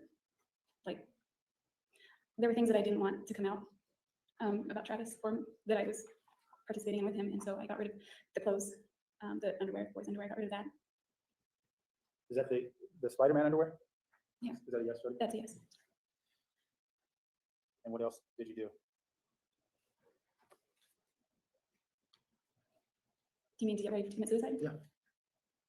I was gonna leave the area so that, I was on the fence about suicide. I wanted to kill myself, but I also knew that if I don't kill myself, I'm gonna get arrested. So it's one or the other. So I decided to move. I was gonna move back to Monterey so that regardless of which one came first, wouldn't have to be in my Ricah.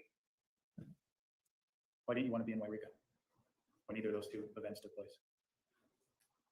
I guess I just thought that it would be easier if it was not easier for my family if it wasn't right in the backyard. So to speak. Either alternative. Yes.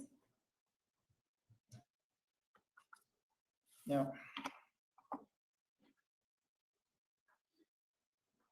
apart from buying a gun, though, we know that you had several phone conversations with Detective Flores when you lived in Ricah, didn't you? Yes. those came to pass after you learned from other parties of Mr. Alexander's death. Is that correct? When did you make those phone calls? I think I tried to call him on June 10th. That was the first time you tried to speak with him? Yeah, I got some voicemail. What prompted your call to Detective Flores on June 10th? I think Leslie encouraged me to call him. Let me ask you this question. When were you informed? Wow. Dan called me the night before, Dan who? and Dan called me and told me. Dan Crenshaw? Oh, Dan who? Yes. I'm sorry, Dan Freeman. He didn't tell me that he died. He told you that Travis died? He did not. It's exciting. Is it 3 o'clock? Oh, it's 4 o'clock. Hold on a second, We're gonna guys. take a evening recess at this time. Ladies and gentlemen, Oh. on 25, please remember the admonition. You're excused. All right, we're getting to the good part. That sounds morbid. Sorry.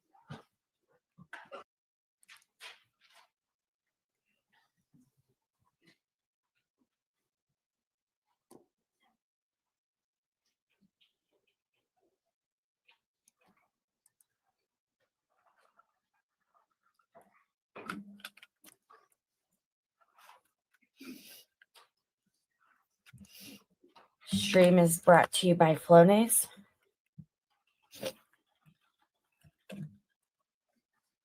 Refresh eye drops.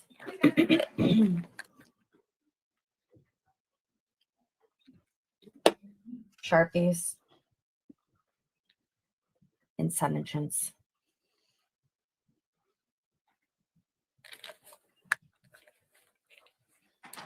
Please be seated. The record will show the presence of the jury, the defendant, and all counsel. Mr. Nurmi, you may continue with direct examination. Ms. Arias, before lunch, I think, when I spoke to you about I gotta let Riley out. 1 second, guys. from Utah to Ricah, Riley. you were still driving your rental car, is that correct? Yes, And did you return that back in Reading where you got it? eventually I did, but not on time. You say eventually, do you recall when you were supposed to have it back versus when you did get it back? Yes, it was supposed to return it the same Friday and ended up returning it on the Saturday instead. And why were you a day late? Was this because of the time you spent with Ryan Burns or? Yeah, I overslept, and I underestimated the time that it would take to get from West Jordan to Reading. So if I would have cut over to Reading to drop the car off at the airport, it would have made me even later than it was for work. So rather I just took the highway around the northeast side of Mount Shasta and went straight to Wairika because it was faster. But I called the car rental place first to make sure I had permission to do that. So when you went to Wairika, back home to Wairika, what car were you driving? We have a bunch of new people. Hi, hello, welcome. If you could please like the stream and subscribe to the channel, both of which are free, that would help me a lot. Thank you. I hope you are enjoying this. Enjoying is a bizarre word to use. I digress. From that trip, the And then you went back down to Reading and then back home again. next day I went to Reading. I think it was my sister-in-law that drove me to the airport and then back to her house where my car was parked at my brother's house. Now, based on the timeline we've been talking about regarding your time in Utah, do you recall what day your shift was back? And this was at Casa Ramos, right? You're still working there? Yes, that's wrong. And what day was your shift on? What day were you scheduled to work, I should say? That Friday, I think I was supposed to be there at 4 or 4:30. Okay. So you say you went to your grandma's, changed, and went straight to work, right? Yes, And because of that schedule, you didn't have an opportunity to speak with your family before the end of that shift. Is that accurate? no, I was in a rush. I didn't have the opportunity. I just ran home. I was already late, so And you were living at your grandparents at this time? yes. And based on what you told us before, you had, at this point in time anyway, a pretty good idea that Travis is dead. Is that right? Yeah, it's something I wasn't accepting in my head, but obviously I kind of knew it, but I wasn't like facing it, if that makes sense. You wanted to deny that reality, right? Very much. When, well, let me ask you this. At this point in time, did you have any knowledge of anyone else knowing of Travis's death? As far as I knew. Were you thinking, or were you fearing that that might happen soon?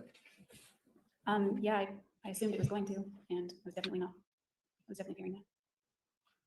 When did that fear become a reality? I think it was early in the morning on June 10th, sometime after midnight. Dan Freeman called me, and I saw his name on the caller ID when he was calling my phone, and I thought that would probably be the phone call that I was dreading, and I answered it, and he told me that something. Based on that phone call, did you come away with the understanding that Mr. Alexander had been found dead? That wasn't definitively said, but I assume that was the case. Did you said not definitively said, did you seek out other confirmation of this? Yes. And whom did you contact? Through Dan Freeman, I learned who was there, and I began calling. I called his friend, Travis's friend, Ricah. There was no answer, so I called. I don't remember if I called Zach Billings, his roommate, but I was talking to his girlfriend. She wouldn't say much, and then I was able to get Bishop Layton's phone number. That was the bishop, Travis's ward. I was told he was there, and by then it was like 3 a.m, and I called Bishop Layton, and that's when he told me. Told you that Travis was dead? Yes. How did you react to that news, at least him telling you that news? Perfect.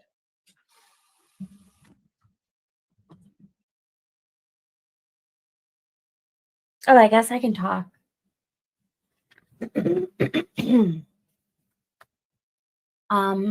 So this is the end of the defense case.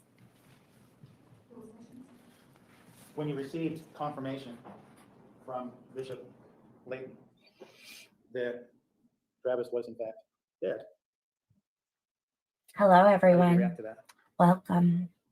I just remember I was in the living room at my grandmother's house on my phone, and I doubled over and started sobbing really hard, and I couldn't stand up.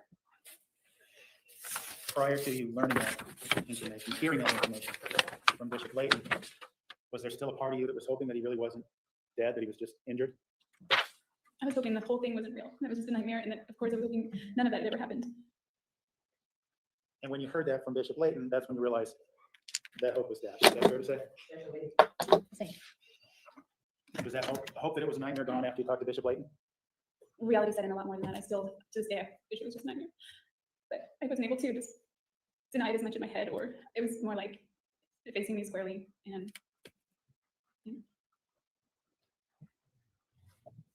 Can you describe, apart from facing you squarely, could you describe those emotions that caused you to double over? Hi, Amy. it's more like things that were going through my head.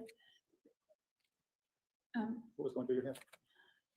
I didn't know how his friends had found him, and I thought of what everyone was going through. Okay. And thought of Napoleon. He had roommates. How did no one hear this? Like, didn't he have 3 roommates? Also, yeah, the dog. I hope she at least left him some friggin' food. I didn't know what to think. It was a disaster, and I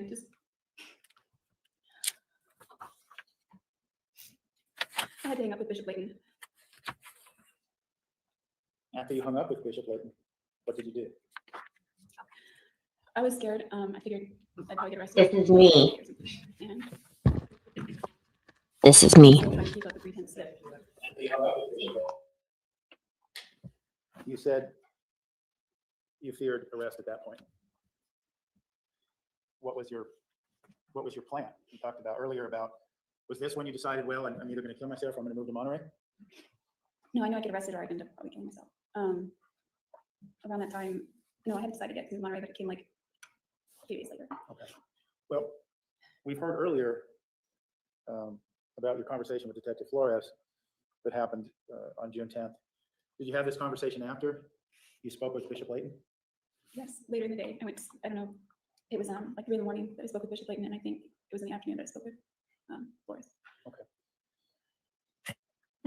You called him, right? I just now saw those comments. Why? Leslie encouraged me to, and I thought, she said that, Leslie encouraged you to talk. And by Leslie, we're talking about Leslie Udy. yes, You had spoken to her after you learned of, after you spoke to Bishop Layton? Yes. Okay. Next day, or later in the day. And when you call Detective Flores, what, obviously you just told us, Leslie, Miss Jodi had encouraged you to do so. But beyond that, did you have your own reasons for contacting Detective Flores? Yes. What were those? I thought that if I didn't call him, it would look more suspicious than if I did call him. So in an effort to pretend like I was never there, I called him. Okay. Why not call him and tell him what happened? I was Yeah, I Jodi, was scared to do that. we heard that I mean, you're I kind of just crazy. couldn't imagine admitting to something like that. I couldn't imagine doing something like that.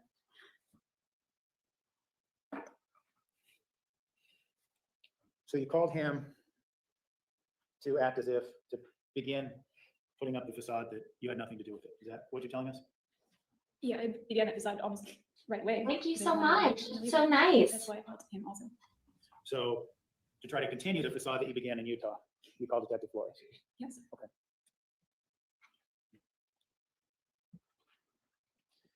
Now, we talked earlier about a gun you had purchased. We talked about suicide and about a gun you had purchased it. I believe you told us Don's Sporting Goods, right? Right. Okay. When, and you said you went through a background check and everything.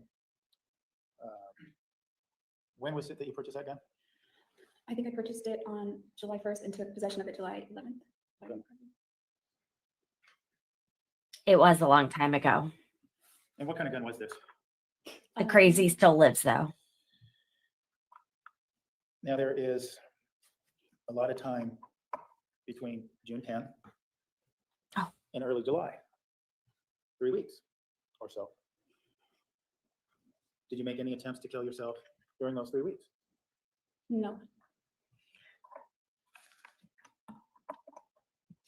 During that time period, you also made various calls to Detective Flores. Yes. Why were you continuing to do that? A few reasons. One, I wanted to continue to act like I was participating. And two, I kind of also was calling him to see what information I could garner from him. Because you wanted to get whatever sense you could of whether you're going to be arrested soon. Is that right? Rephrase. Would it be fair to say you were trying to see if your arrest was imminent? I knew it was imminent. I just wanted to see how much, I wanted to try to determine how much time I had.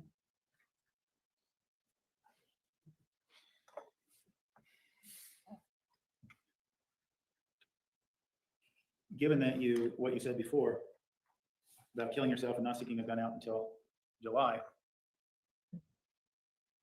you were living at your grandparents' house, you had access to guns, right? Yes. My parents had guns also. No? Did you ever contemplate using one of those guns to kill yourself?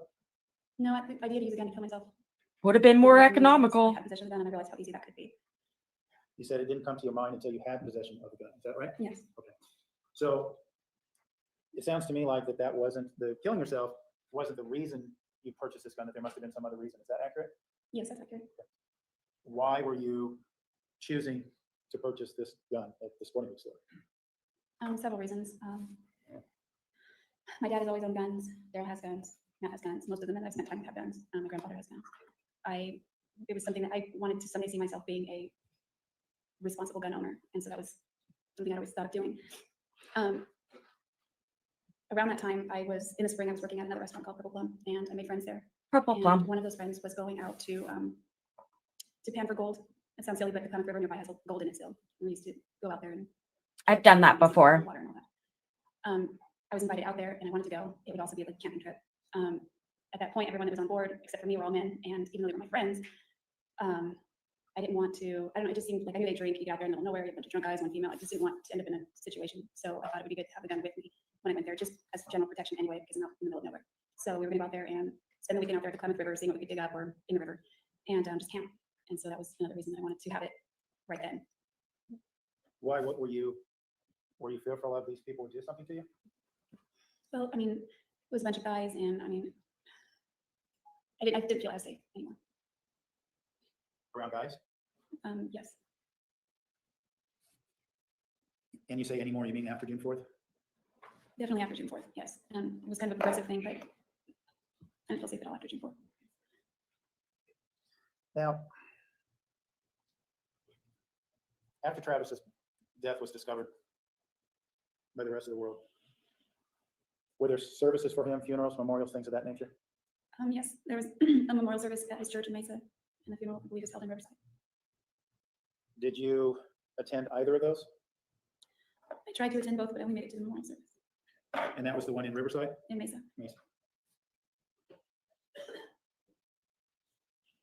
Given what had happened, why did you want to attend those services? I thought that if I didn't show up, it would look suspicious because Travis and I were close, and a lot of people knew that, and he also told me one time that Why did you feel the need? Had you made a promise to him that you would? the subject of my funeral came up one time, and he said, I'm sorry.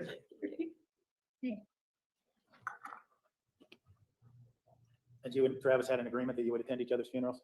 Something to that effect. He was going to give a eulogy or something if I ever died. And keeping that promise or that deal still meant something to you? I'm sorry, Ms. Harris, what? Yes. Why? Because he would have come to mind, and even if it was in Antarctica. Even if he was in Antarctica. Jodi, I have to ask, he throws you down on the floor, says, fucking kill you, bitch, and you fear for your life.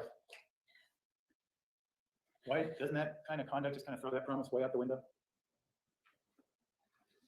No, I don't think so, because whenever he lost his temper, he seemed genuinely ashamed about himself afterward, and that's not the kind of person that I believed he was at the core of himself or who he wanted to be, so it wasn't like one of those things. So you still viewed him as a good person? Is that correct? That you still viewed him as a good person?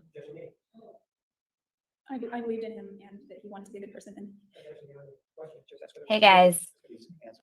while they're having a little pissy fit, my goal today would be, and I know it's attainable at this point, let's get to 700 subs. We are at 640 right now. If we could do that, we'll schedule a dance party of some sort. So you have to like the stream and subscribe. Well, in order to like the stream, you have to subscribe. It's free. Just go to. For those of you who don't know, this is a restream, and I am at 1,830 subs now. So it would be great to get to 2,000 subs. And I still owe a pool day. Maybe knows about it, but the pool here got algae. Okay, maybe no problem. It had an algae bloom issue, and so it has had to be treated every single day this week. And that sucks because it's been great weather. So I still owe that, but I can promise an extra sassy pool day with the Cougars. You guys down? This is wild. There's a ton of stuff going on right now. My channel, hit the subscribe button and like this stream, and let's make it happen. All right. Thanks, guys. Sorry for interrupting. I've seen very, very good sides to him, and that was the person that he wanted to be, and that's the person he wanted to embrace. And so, I mean, I've had sides that I'm not proud of, and he did too, and I just figured that's part of being human, and he had really good sides too.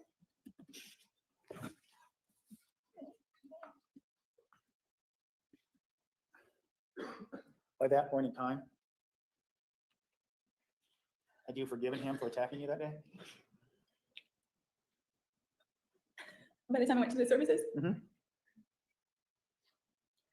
I blamed myself, so I didn't know how much there was to forgive, but I had this experience. It sounds silly, but I had this experience. What was your experience?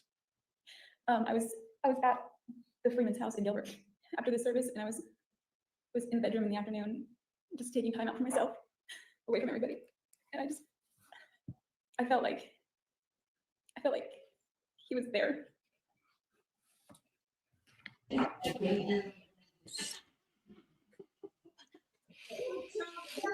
Daisy.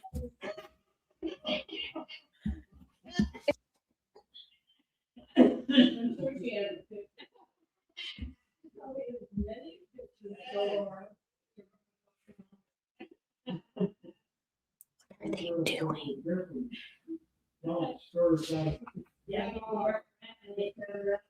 I heard one person say chug.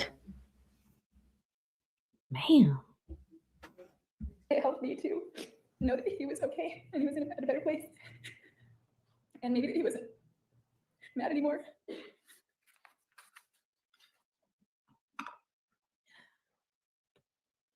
You were at the Freeman's in conjunction with his memorial service? Yes. After you had that experience, you forgive yourself for not escaping?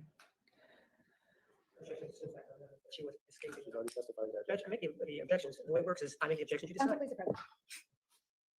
Oh my Lord. Do not get your panties in a twist. My goodness. Cholo style.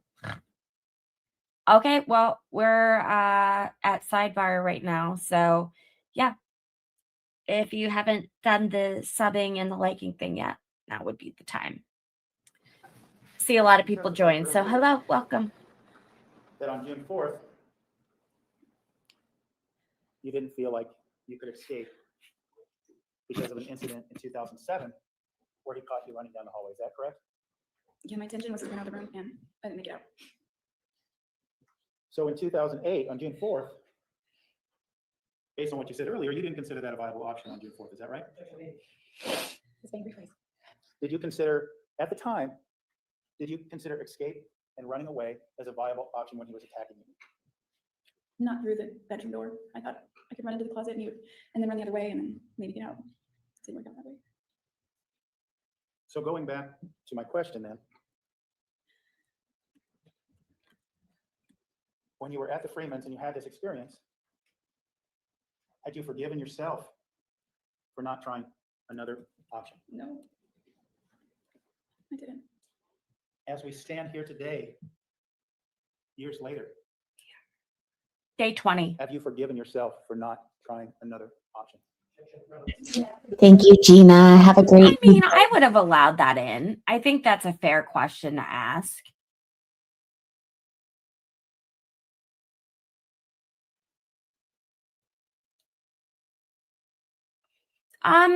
Della, there were some outgoing texts from him that were questionable, but I'm once again, I'm not saying that he deserved anything that happened to him. I feel horrible. I think everyone agrees that she is where she needs to be. But when we were going over text messages a few days ago and like up to yesterday, oh my God, in that phone call,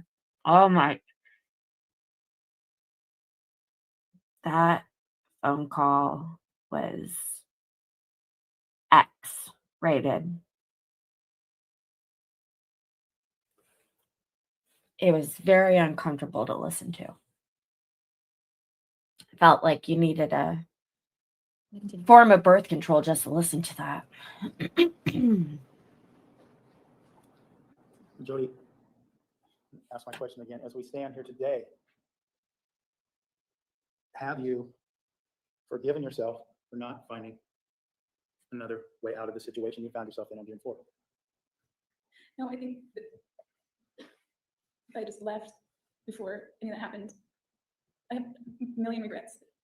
I mean, I was scared of him and I reacted, but I will always regret anything about that. you blame yourself for not taking some other alternative measures? Yes. You did then and you do now, is that right? Sustained.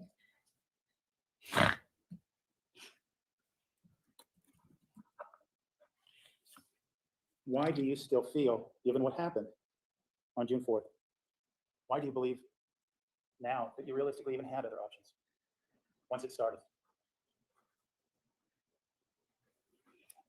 Well, maybe if I hadn't, when I grabbed the gun, I didn't mean to fire it, it just went off and that made him even more angry. Like, he just became this volcano. And so I think that if maybe I'd handled it properly, I don't know, maybe he wouldn't have gotten he was already pissed off, but he was raging after that. And I think maybe if I'd handled the gun properly, I meant to just point it at him, I thought it would stop him. And maybe he wouldn't have gotten as angry as he did. Maybe he wouldn't have threatened to kill me. I don't know. I have thoughts like that. And those thoughts were with you after you learned, or you got confirmation from others that he was deceased? Actually, no, I didn't know that he got shot until Flores told me.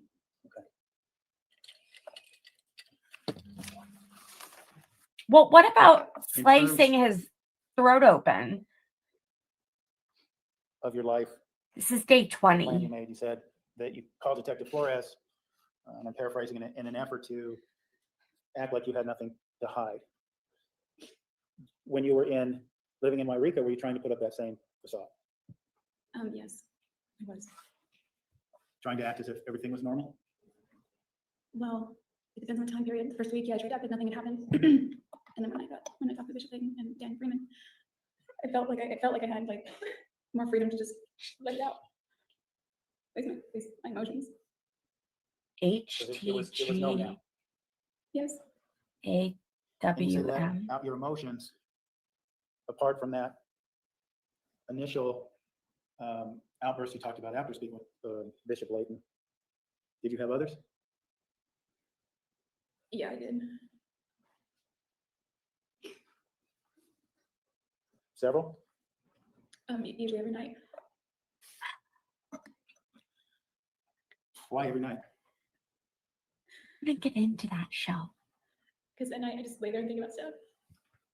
And usually that's when he would call me. And usually when he called me late at night, he was in a good mood. And I just knew that my phone wouldn't ring anymore.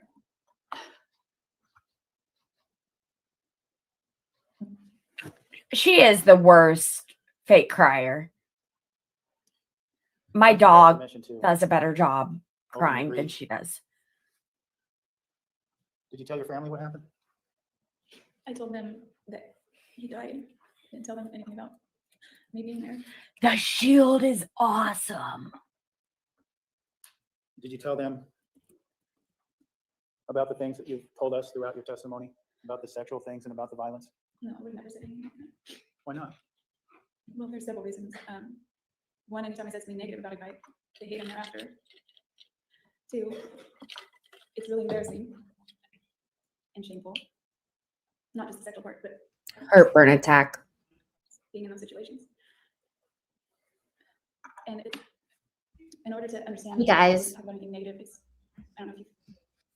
I think it's time for me to shut down the stream. We're pretty low on people watching, which I appreciate everyone who is watching, but I gotta be quiet.